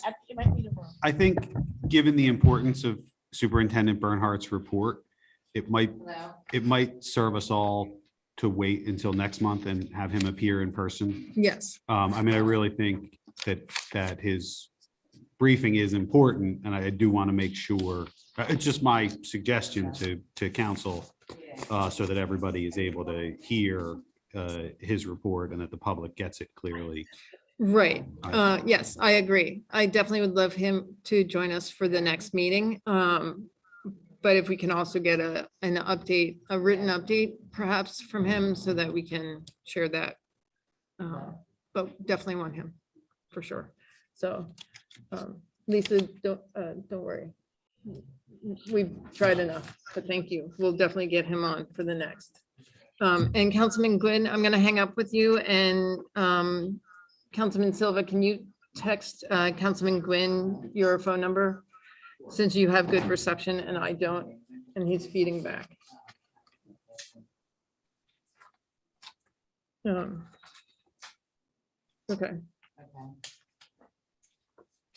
So we did our roll call on that. So we are at, I'm sorry. Where's my agenda? Sorry, I'm looking for my agenda. I have it. No, I mean, I have it. Borrow yours for a second. Thank you. Okay, so next up, we have Public Health and Environmental Affairs Committee Co-Chairs Tunis Jr. and Silva, members Billups and Sadiq. At this point in time, can we get a brief on our ordinance 3097 before we start our public hearing? Thank you, President Wentz. This is an ordinance of Upper Darby Township, amending Chapter 222 Animals, of the Upper Darby Code to add a new Article 5 or V entitled Domesticated Chickens, allowing residents of Upper Darby Township to keep no more than 4 female chickens, requiring residents to obtain a permit in order to keep said chickens, imposing certain regulations and requirements for keeping chickens, and imposing penalties for violations of such regulations. Whereas the Township Council adopted ordinance 2843 on October 2nd, 1996, codified at Matt, can you Chapter hear me? 222-28 et sec Matt, can of the you Upper hear me? Darby Code, which regulates the maintenance, keeping, and raising and housing of certain domestic and wild animals, semi-wild animals, in order to protect the health, safety, and general welfare of the inhabitants. There is provided a section 1 defining domesticated chickens. Section 2 provides the definitions of chicken run and hen house. Section 3 provides the purpose. Section 4 provides there is a permit.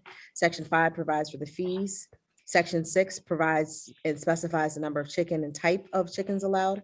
Section 7 provides the requirements of keeping chickens. Section 8 provides composting. Section 9 is permits. Section 10 is penalties enforcement. There's a repealer and a severability clause and effective date. So it's a summary. Great, thank you. At this point in time, we're going to begin the public hearing for ordinance number 3097. So if anyone has any public comment in reference to this ordinance, please come up to the mic and speak freely. But I think the mic has to get fixed so that it's facing the right direction. From what I see, it's not. There we go. So please state your name and your address. Oh, Olivia For the Taylor, record? 204 Kent Road. Thank you. I'm not understanding the necessity for farm animals in Upper Darby Township. First, we had the goats and now chickens. There are so many important things going on in this township at the moment with the gun violence, the homelessness, the drug issues. The woman before me said everything I basically was going to say tonight. So I'm just going to reiterate what she said. Why? Why?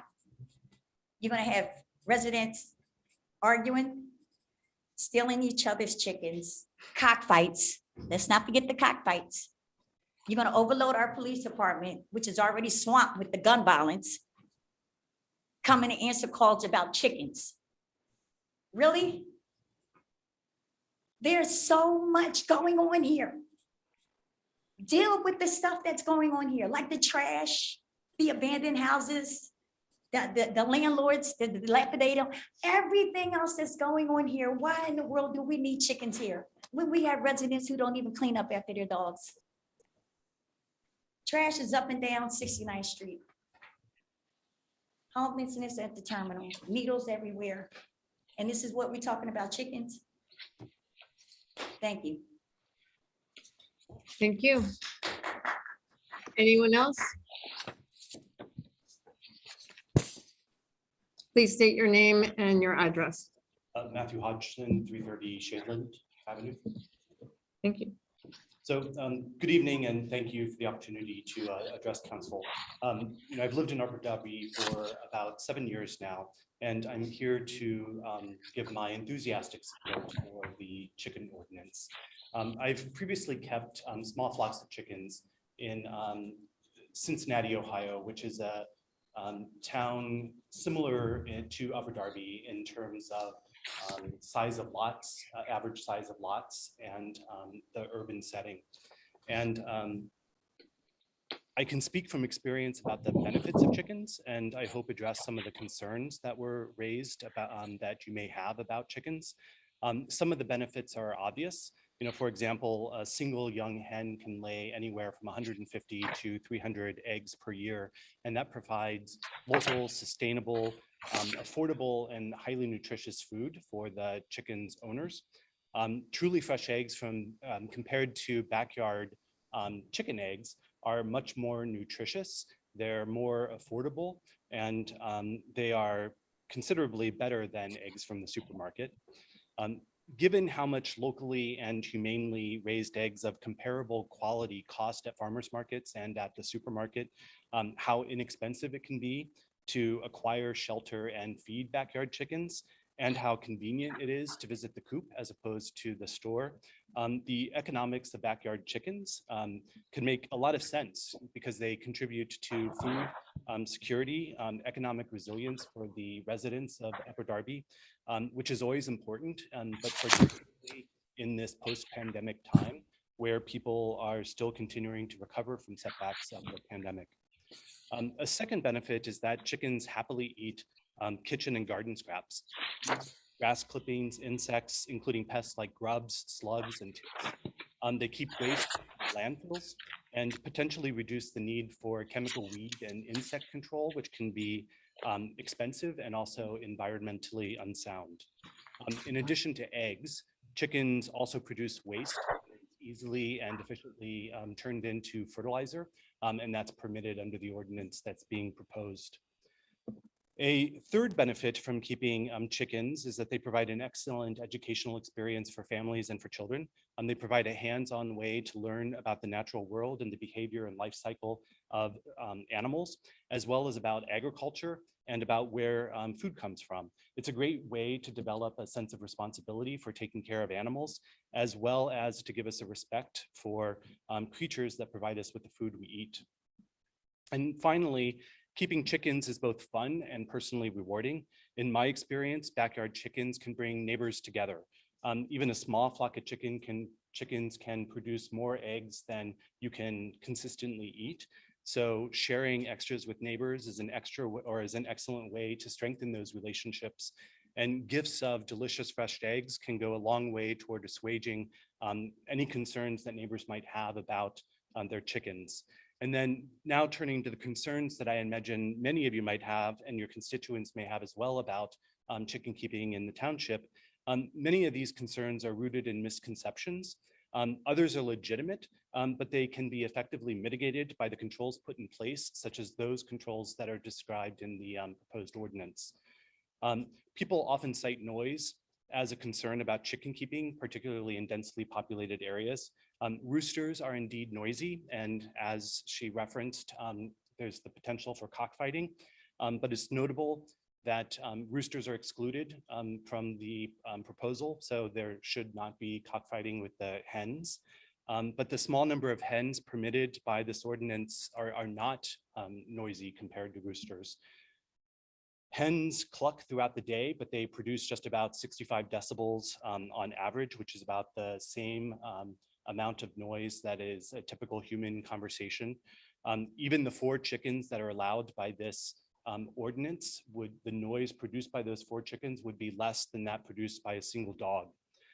Hens also have a powerful roosting instinct, so at night they make virtually no noise unless they're disturbed. I've also heard people express concern about odor. It's true that large numbers of chickens living in poorly ventilated areas can produce bothersome levels of ammonia. However, small flocks inappropriately ventilated and well-maintained coops produce little to no noticeable smell. And then given the setback from property lines required in the ordinance, the chances of neighbors being bothered by odor should be minimal. You may also have heard that chickens or their food or waste can attract pests or unwanted predators. The major predators of chickens in urban and suburban areas are hawks and raccoons, but reasonably and well-constructed coops and runs both effectively protect the chickens and discourage predators from lingering. Improperly stored chicken feed can attract pests, but no more so than bird feeders, cat or dog food that's left outside, or even a compost pile. In terms of waste, 4 hens produce less than half of the amount of feces that an average dog produces per day. And interestingly, a 2016 study found that the natural scent of chickens is actually a strong repellent of common species of mosquitoes. So it is true that chickens, like dogs, turtles, and caged pet birds, can carry salmonella and spread it to humans. However, studies have shown that salmonella is less prevalent in small backyard flocks compared to large commercial flocks. And the CDC and the USDA advise that washing your hands after contact with chickens or chicken waste is very effective at preventing the transmission of salmonella. So finally, I believe that the adoption of this thoughtful and well-designed ordinance will improve the quality of life in the township, as well as increase its appeal to current and future residents of Upper Darby. Our neighbors in Lansdowne, Haverford, Media, Swarthmore, and Lower Merion all permit residents to keep small flocks of backyard hens, and I would hope that we in Upper Darby will join them. So thank you again for your time, and thanks for moving this ordinance forward. Thank you very much. And thank you for all that detailed information. That was excellent. We greatly appreciate it. Anyone else? My name is Darby. I live at 102 Hampton Road. I am originally from New York. I spent a lot of my summers in the South with my grandparents. I know about the chickens in the north and I know about the chickens in the south. I am against this ordinance because there's not enough information. There's not enough information as to how to be housed. You said backyards. What's the difference between houses? Do you have to get a side permit from your surrounding neighbors because it's going to be next door to me? I'm going to say no, but I should have a say so in that as well. There's nothing in that ordinance for that. How much property is required for them to house these chickens? And I'm not saying the CDC, you should wash your hands behind any animal, sometimes even people, really. So, I mean, these days sanitary is a must, but this chicken thing, I am not for it. It's going to possibly reduce homeowners, their value, their property value. It might be harder for somebody to sell their house if they planned on moving, living next door to a chicken. There's so many issues that I have going on in my head that I've shared with Hafiz to let him know how I was against this. Because how many houses are in Upper Darby? Just curious, anybody know? Okay, so if you multiply that by 4 chickens per house, what do we end up with?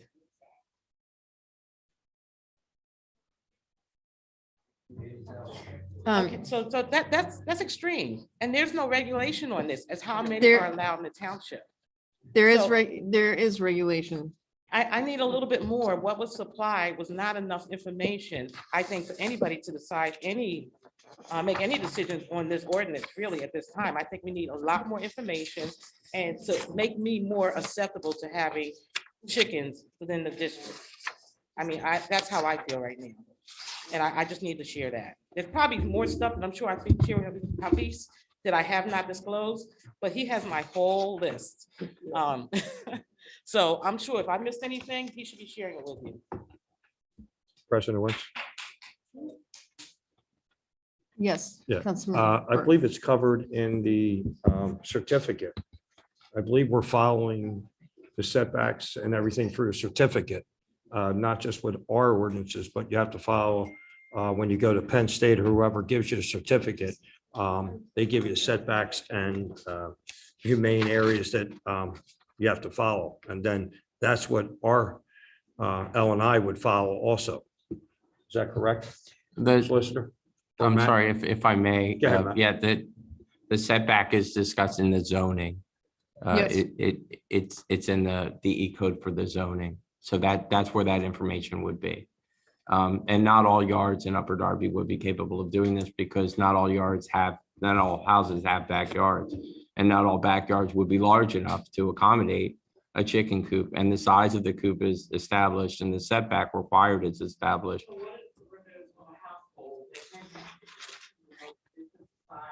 How much ground should they have? They need to have, I'm sorry, it's discussed in the zone. I believe it's like 10 to 15 feet from either adjacent property.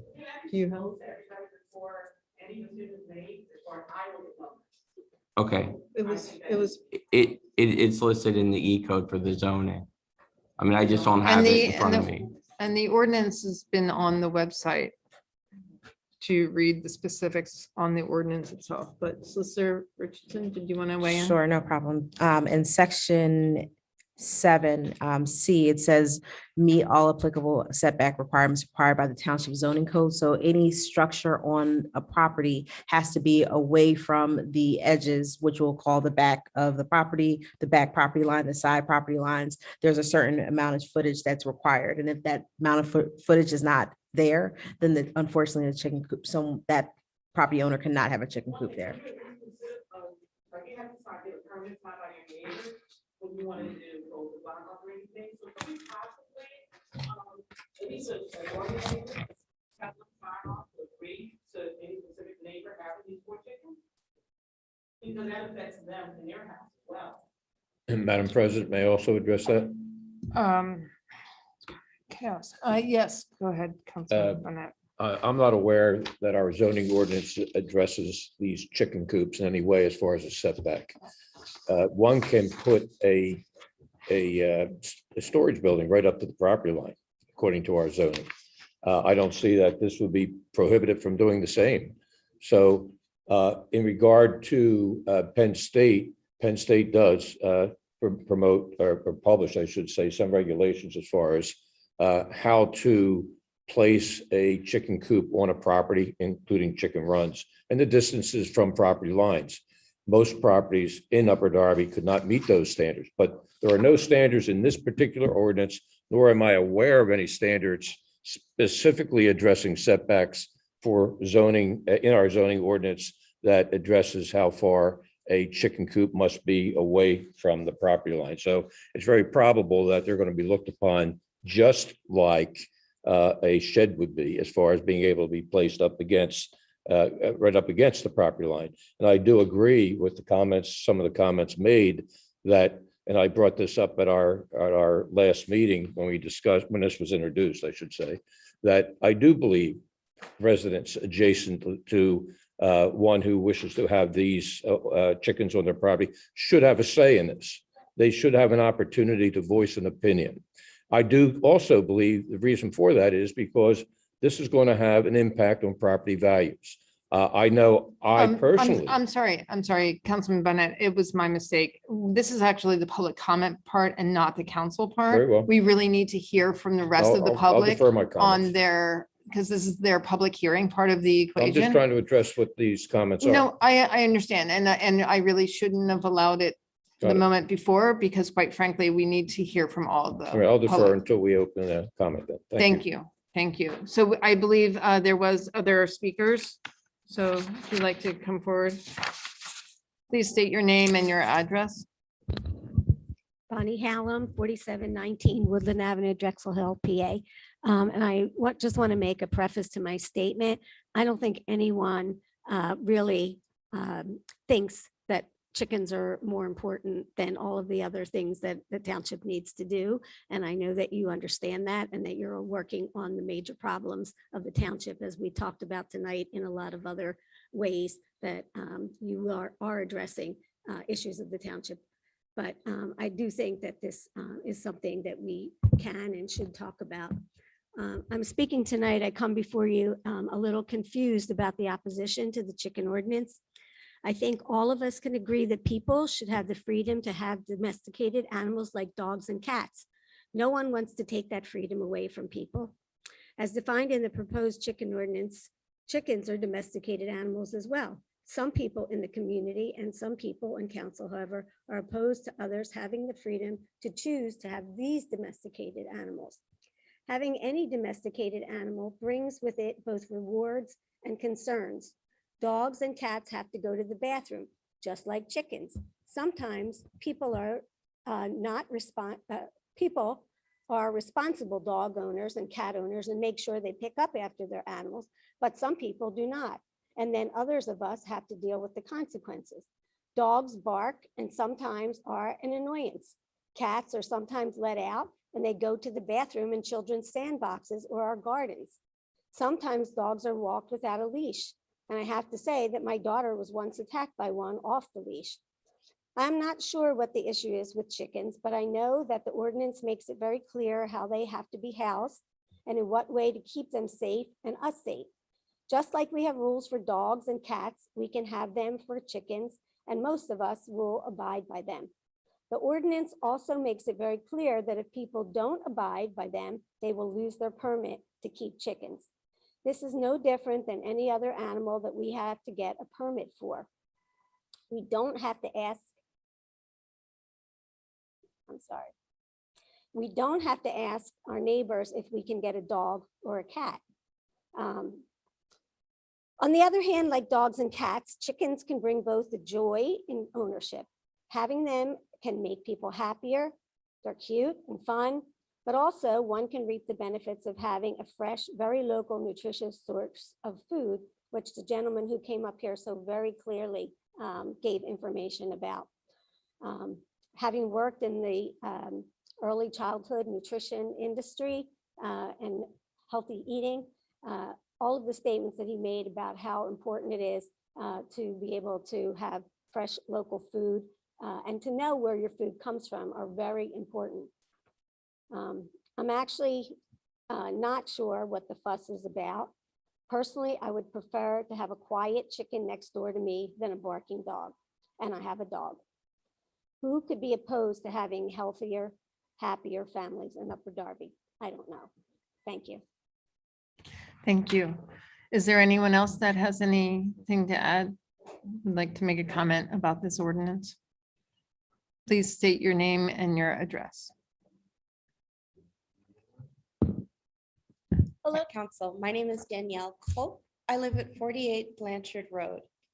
While giving deep respect and space for the concerns brought up, especially the concerns of gun violence, which definitely deserve the space to be addressed, I would hope that this ordinance wouldn't detract from those things.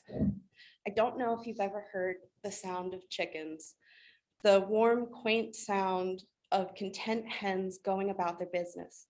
It's a sound that harkens back to great-grandparents' tiny homesteads or field trips to the country. It's a warm, pleasant sound of self-sufficiency. World War II was a time of scarcity in America, and doing your best, lost my place, and doing your part to save supplies for soldiers overseas. Americans were encouraged to start victory gardens and keep chickens to feed their families. They proved equal to the task, and everyday people started 18 million victory gardens, many including chickens. 12 million of these victory gardens were in cities. This is according to a May 1943 article of Popular Mechanics. The memory of these victory gardens and backyard chickens is not so distant. The beginning of the pandemic saw an explosion of interest. I'm sure you all remember the shock of seeing empty shelves at your grocery stores. It was a chilling experience for people who had to go to multiple grocery stores just to grab their basic household items. We've all gotten to see firsthand how fragile this food supply chain is. A quick Google search for interest in backyard chickens during pandemic results in dozens of articles discussing the boom in backyard chickens during this long, hard year. And it is not a surprise given that 4 hens can lay a dozen, if not more, eggs a week, depending on the breed and time of year. This could be valuable nutrition for families going through hard times, and chickens don't ask much. The website frugalchicken.com states that it costs 15 cents to feed a small flock per day. That is less than $30 a month. And this cost can be lowered even further by allowing them access to garden, kitchen scraps, and even the bugs in your very own lawn.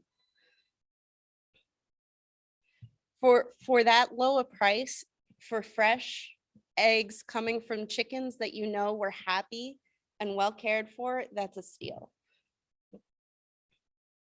I know there will be some worry about the potential for smell or pest, but well-kept chickens are no more an issue than the dogs and cats we happily live near. Only in a neglect situation would such a small flock stink up the neighborhood enough to upset neighbors. Cleaning and caring for 4 birds takes no more than 10 minutes a day. For those worried about noise, I reassure you that the 8 a.m. lawn mowing and construction that I often hear is more of a nuisance than the gentle crooning of hens. It's only the rooster that gives off that iconic early morning cock-a-doodle-doo. Hens, unless startled or in danger, are much quieter than the neighboring dog with a vendetta against the mailman. Backyard chickens would bring nothing but charm and community to Drexel Hill and provide neighbors who have been hard hit by the pandemic a way to provide their families with a little bit of reliable nutrition. Our children can get a sense of the work that goes into some of the food on their tables and feel pride that their care resulted in Sunday breakfast. For these reasons and more, I support the amending of this ordinance, and I'd welcome my new tasty chicken neighbors.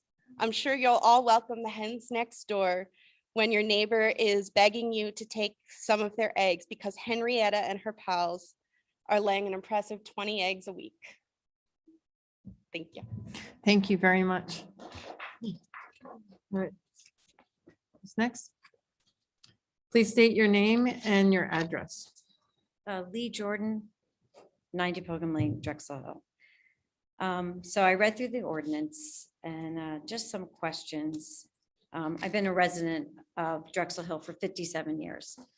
And I think what council needs to think about is the respect of the people who have lived here and who are committed to Upper Darby Township. You know, and as you heard earlier, some people may not want to have a chicken coop next to their home and may not have a lot of ground to separate. So you heard some great suggestions about moving forward, maybe a little bit more thought into this and making sure that everybody in the neighborhood agrees with adding this, you know, a chicken coop to their yard.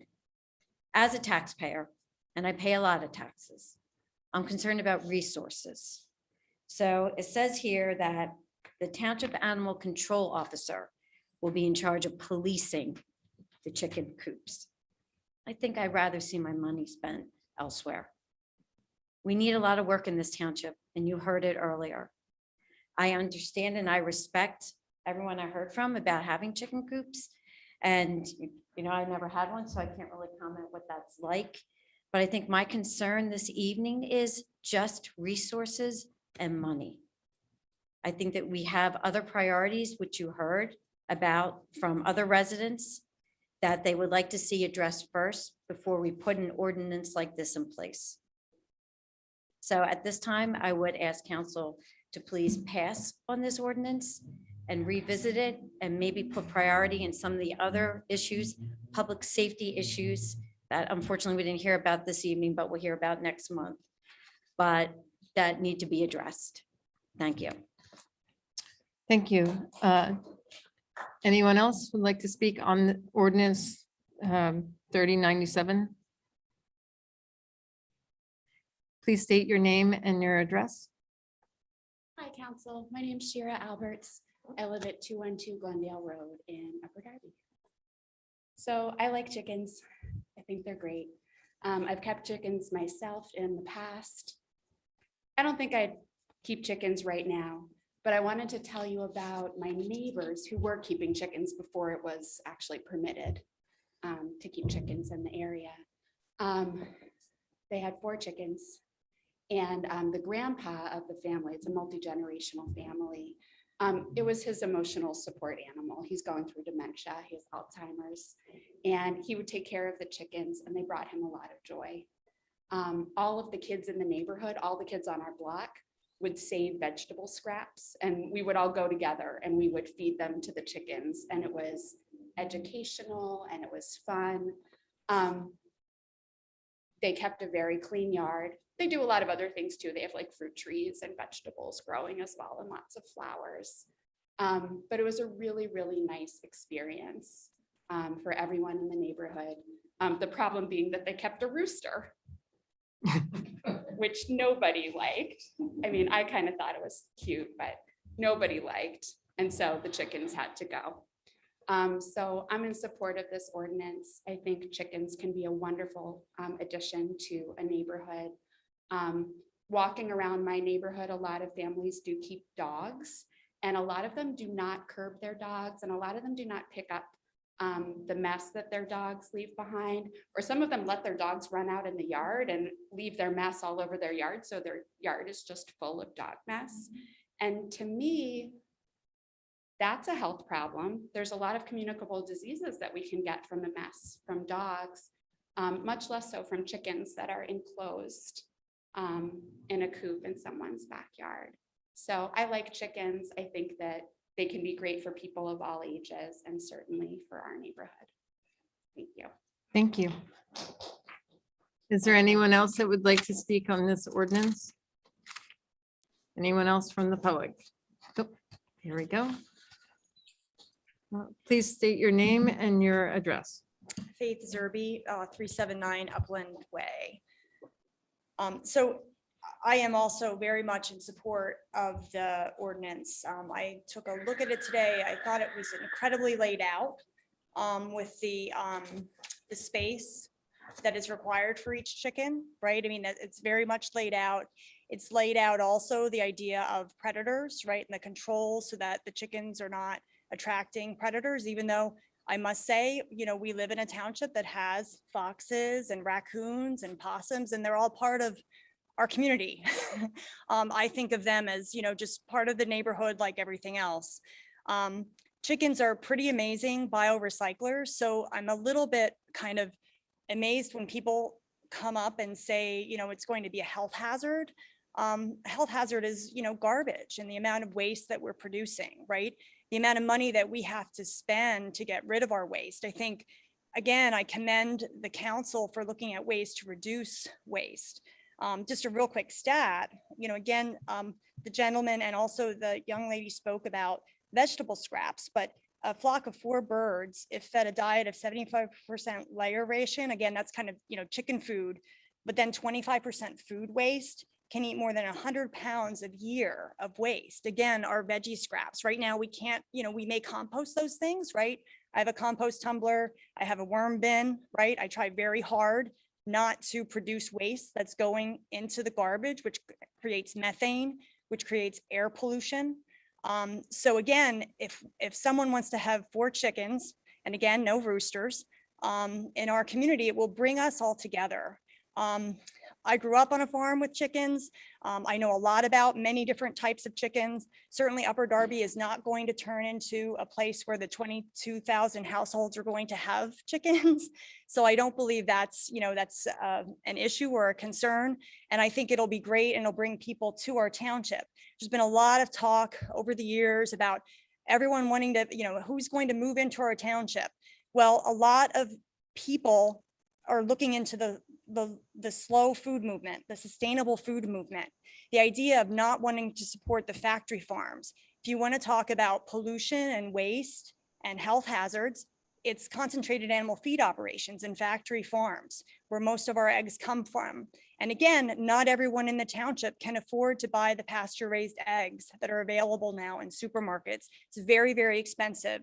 Whereas as the gentleman spoke, people can have chickens, have healthy chickens that eat insects, grubs. It's going to reduce the amount of insecticides. Again, I'm concerned about insecticides in my neighborhood. People put out rat poison. That's getting into our water supply. Chickens are going to help with that as well. They're natural insect eaters. Their eggs are very healthy then as well, right? Because they're scratching and they're eating at the ground. They're eating those grubs that somebody might be putting poisons down.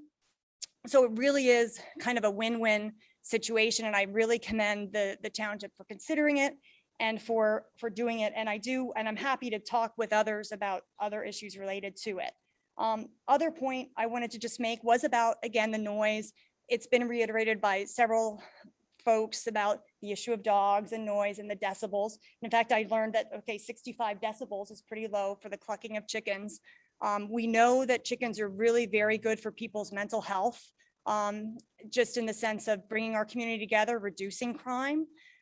So again, that's another really great way to allow something like this. It's going to be very beneficial and very educational for the community.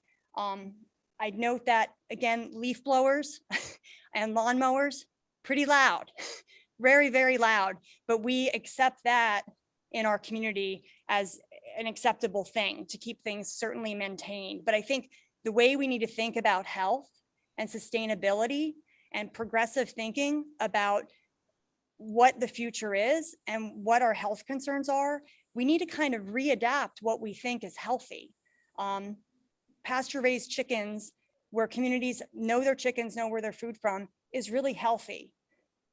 Water pollution does not come from a couple backyard chickens. It comes from the industrial factory farming, which is something that we're not talking about here. We're talking about knowing our food. And I think it's really terrific that you're considering it. And I do hope you pass it and push it forward so we can have a sustainable future for our township and actually have people come to our township who will be very excited. We've heard media, we've heard Lansdowne, people have chickens. So let's have them be available and be present here.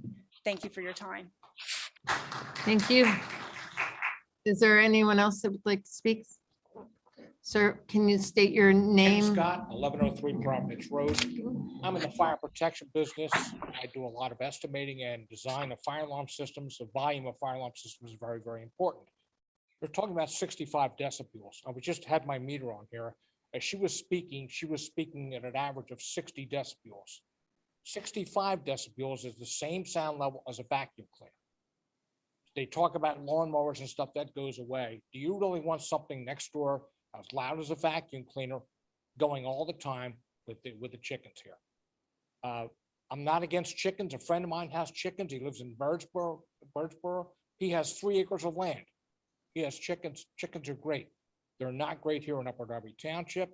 I'm sorry, we can't regulate the housing, the cars, the grass enforcement. How are we gonna possibly regulate this? We don't have the manpower to regulate this in order to do this. Again, I'm not against chickens, but not here in Upper Darby Township. You can't have this. I certainly don't want them as a neighbor, and I would be totally against this if this happened.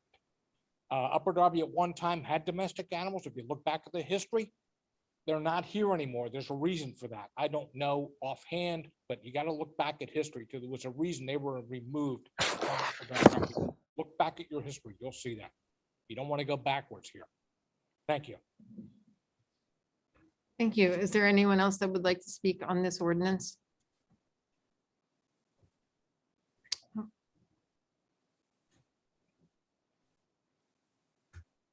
Please state your name and your address. Kyle, 1040 Drexel Ave. I was not planning on speaking. What's your last name? McIntyre, sorry. I really didn't plan on speaking on this ordinance at all. And I'm gonna just keep it really simple. It's chickens. It's really not that big of a deal. Let people live their life. Let people, if somebody wants to have a chicken, fine. I can say that there are 101 different reasons that neighbors can be annoying. And none of them have to do with chickens in particular. I don't think it's really going to affect the neighborhood character or whether or not my neighbors are jerks or not. They're chickens. They're literally chickens. And so I'm just gonna leave it at that as like kind of like that final reality check, and like hopefully we can get on because it's 9:14. My God, we've been talking about chickens for like an hour now. Chickens. Thank you. Anyone else? Come on up. Please state your name and your address. My name is Marilyn Marcella, and I'm at 6727 Montgomery Avenue. And like others, I didn't expect to speak on this. I appreciate everyone wanting to be healthy and kind of bringing a little farm life into the communities. Most of Upper Darby, a lot of Upper Darby are row homes where the lawns are 20 feet wide for your neighbor. If you are considering selling, there does, property value is a very real consideration. It would be nice to teach your children about farming and healthy food. There are other ways to do that, but you really need to be considerate of your neighbors and those around you, because we literally are on top of each other. So there has to be some kind of respect for your neighbor and the property value. And that's all I have to say on that issue. Thank you. All right, thank you. Anyone else would like to speak on this ordinance? Okay, seeing none, at this moment, the public hearing is closed. Can we get a motion to approve ordinance over 3097? So moved. Silva, Seconded, second? Do we have a second? seconded, Bob Quinn. Wow. Okay, so the motion is not moved or seconded. I mean, it's moved, but it's not seconded. Yo. Okay, then we'll have to take it back to the drawing board. Okay.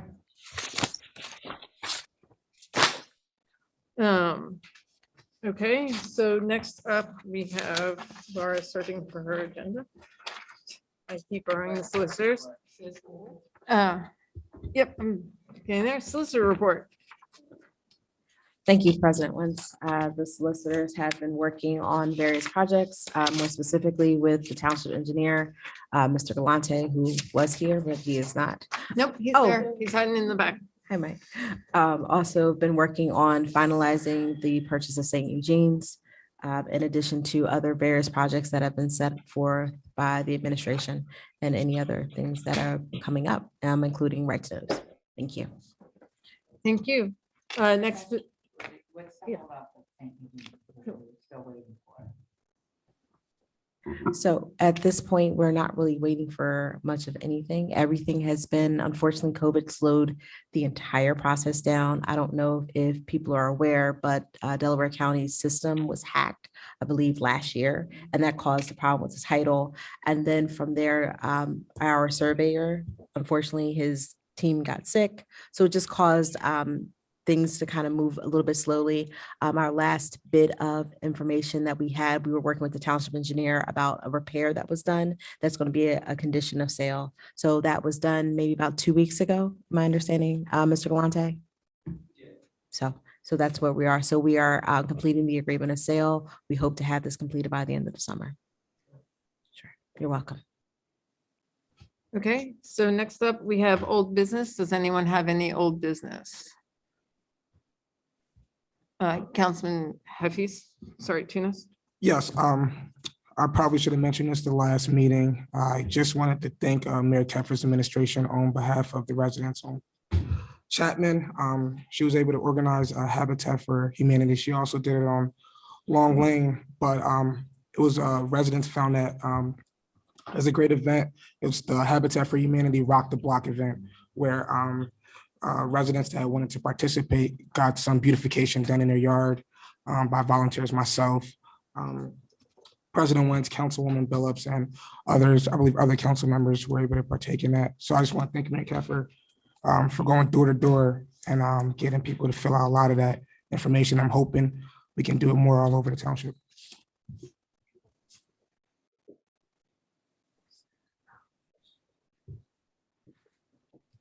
Thank you. I'm sorry. I just realized when we, I did not check Zoom to see if Councilman Gwynn or Sadiq had seconded the motion for the ordinance, and I just realized that.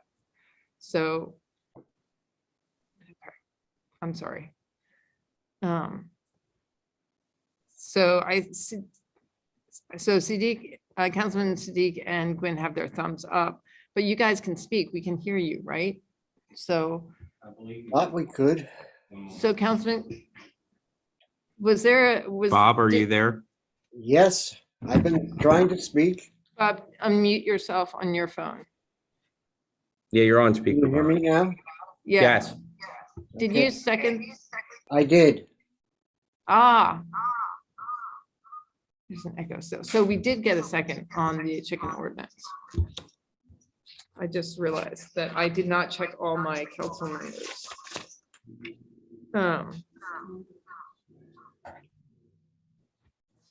Let's vote on it and see what goes. I don't see. You don't think we can go back?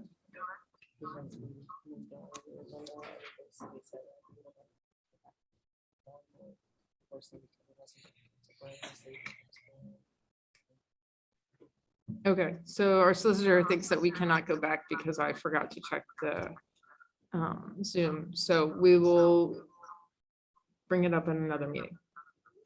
Sorry. I'm sorry. I completely forgot to check the Zoom for the second. I was focused on the table and I completely forgot to check the Zoom. But since I moved forward, I can't go back. Okay. So I'm sorry about that, Councilman Silva. Sorry, Councilman Quinn and Sadiq, that was my bad. I was looking at you guys, but I didn't see you guys. So we will bring it up at another meeting. Okay. Okay, so old business? Does anyone have any old business to bring up? And Councilman Gwynn or Sadiq, do you have any old business? No. Nope. Okay. And then new business? Does anyone have any new business? Councilman Tunis? And Councilwoman Farrelly had her name Sorry. up first. Well, it's just like a state law or whatever, but it's when we have swearing or some kind of event that's coming up, I'm sure that the council was notified prior.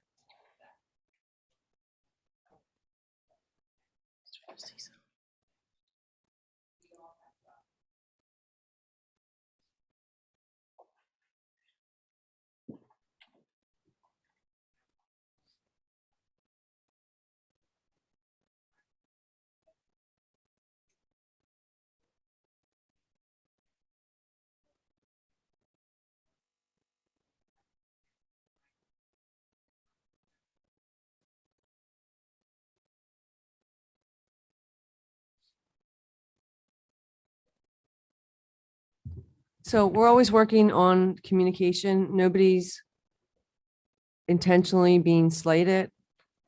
We're scrambling around to make sure that things are in place for swearing in or other events. And there's also there's no expectation that everybody can make everything too. I know you were there yesterday. Yeah, I was, only because I was off, then I got the email in the morning. Well, it went. But I'm did you sure want to the add council anything? Planned ahead of time, right? We didn't know yesterday morning that they were being sworn in. I think roughly half of council attended the event, and as the mayor stated, I mean, we're always working to improve the communication. And moving forward, though, did you just know that they were being sworn in yesterday, or was something that was planned next week? I'm just asking that if you guys know that this is happening next week, can we find out? Our primary focus is on the substance of the job and not the ceremony of the job. So we apologize that we're not paying proper attention to the ceremony to your liking, Councilwoman, and we will attempt to do better. It's everybody, and I'm not the only one that feels that way. There's people that are here that feel that way too. That we find out the last minute for anything that has to go on with the township. I am just asking that we find out ahead of time instead of the morning of. That's it. Because I'm sure everybody else knows that this is, this wasn't just planned the morning of, this was planned ahead of time. Sure.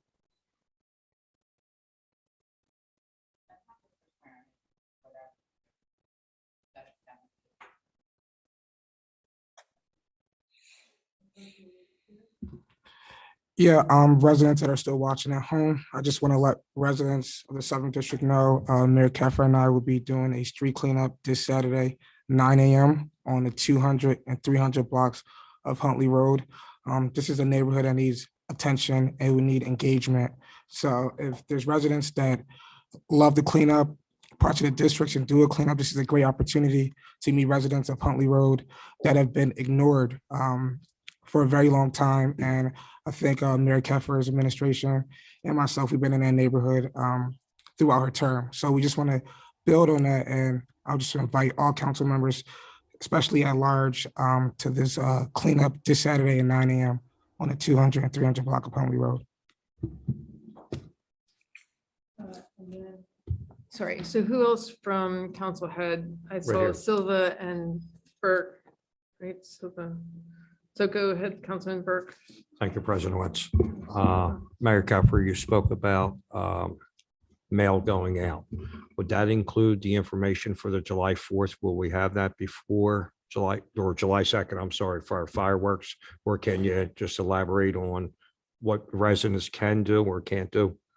The can do or can't do with what the, Well, parking or, I didn't know if the parking lot's going to be completely open.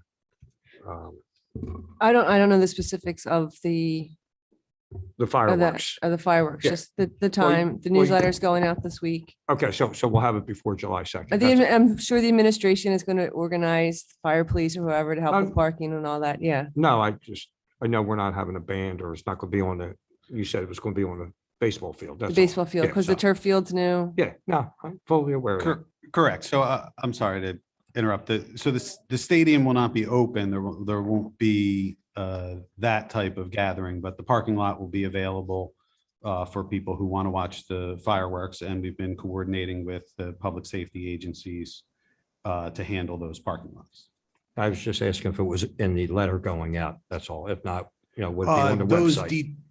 the 4th of July celebration is included in the trash and recycling calendar as a community update, but and it says that the parking lots will be available, but it doesn't go into more detail than that. That's all I was looking for. Yeah, Thanks. sure. Councilman Silva? Sure. So it's the opinion of the solicitor that though a motion was moved and seconded, that it shouldn't move forward due to Zoom. Could you offer some explanation as to why that is? Sure. It was a timing that it was acknowledged. It was after it was moved on in the agenda. So unfortunately, because it was not moved and seconded contemporaneously, and the council president moved on from that matter, and then it was found out later, I mean, there's an option to reopen the agenda. That can happen, but based on the timing of when it happened, that's the problem. And that's what I expressed to council president, unless the administration differs with the interpretation of Robert's rules. No, I mean, I think that's the correct interpretation of the rules. Obviously, the concern is Councilman Gwynn did express his intent. And so if the option is there to reopen the agenda and the council wants to do that, that is potentially available to them. The ordinance will have to be re-advertised, which of course will cost money in order to do.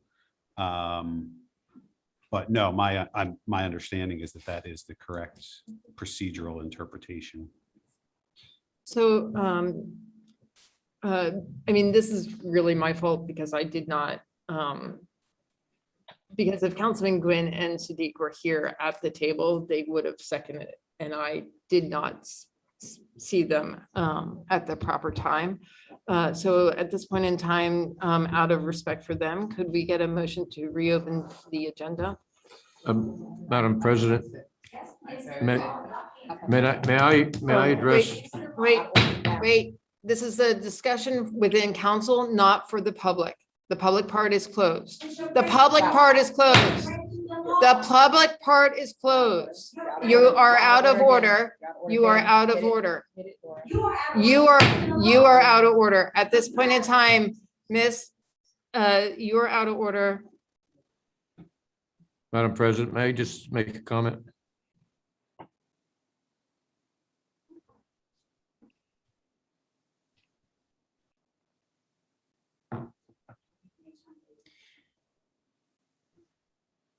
Maybe we could go on. Madam President, may we go on? Just give me a second. Got it. So I've just asked for a motion to reopen the agenda. I would be willing to make that motion. Okay, is there a second, Councilman Gwynn? Second. I see your hand. Bob, you're on speaker. I'm seconding. Okay, Thank you, Bob. motion to reopen. Right. So I just need to, motion was. by Silva. Yep, so just want to clarify, and Glenn, to clarify, the motion is to reopen the agenda to vote on the ordinance 3097. Just to clarify what the motion was, right? Do you agree with my clarification? Yes. Okay. So there's a motion on the floor. Are there any questions or concerns on the motion? Councilman Bonnet. Yes. Solicitor Richardson ruled that we, by doing so, we in fact were violating Robert's Rules of Order. Robert's Rules of Order is adopted by ordinance in 1976 and governs everything we do at this table. I submit therefore that if it's in violation of Robert's Rules of Order, we cannot move ahead with this. I agree with the solicitor's opinion on this. And this is not a life or death situation. I do realize there may be another expense in bringing this up again because it has to be re-advertised, but I think that's the appropriate thing to do. Well, sorry, I just clarify? think in the clarification is it wasn't appropriate for us to go back without reopening the agenda as per Robert's Rules of Order. So now that there's a motion on the floor to reopen the agenda, then if that motion passes, then we can go back to the vote of the ordinance 3097. Is that correct? On my clarification? Yes. So, Very well. okay. Okay, so if we can have a roll call vote, a yes would be to reopen the agenda to vote on, to be able to move forward on ordinance 3097. If you vote no, then you don't want to reopen the agenda and you want to continue on without that. Okay, are we clear? Okay, roll call. Counselor Gwen, Yes, Hold on, let me turn on Councilman Gwen. yes, All right, Bob, you're on. yes, Counselor Burke, No. Counselor Bagwell, Yes. Counselor Billups. No. Counselor Siddiq, That's been Sydney. Is that a thumbs up? Thumbs up. Counselor Faralia, No. Counselor Silver, Yes. Counselor Barnett, No. Counselor Wagner is excused, Counselor President Wentz, and Counselor Tunis. No. 5 yes. No. One, no, it's not. No, No, five. no, it's 5, 5. It's 5. So it goes. It's 5 and 5, So it goes to the mayor for a tie. and one excuse.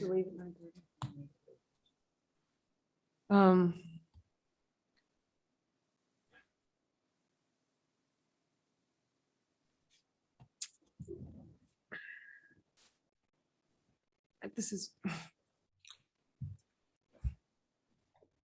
No. Okay. Thank you for considering the motion. I apologize for my mistake. Okay, so we were in new business. Is there anyone else who needs to say? Sorry, so I'm sorry, my mic was off. So just to clarify, so in the new business, I realized that I had my mic off when I had spoken earlier. There's 2 other events happening this weekend. There is a movie night this Friday at Upper Darby High School at 7:30 PM. I know, but my microphone wasn't on and therefore it wasn't on the live stream. And there's a drag queen story time this Saturday. Both events will be on the Township Council meeting or Township Council Facebook page in the very near future if they're not already. So I just wanted to make sure I had that on, on the microphone. Is there anyone else with old business? Seeing none, can we get a motion to adjourn? All those in favor in adjourning, please signify by saying aye. Aye. Ayes have it. Thank you all for taking part in the meeting in person and virtually. We will figure out the tech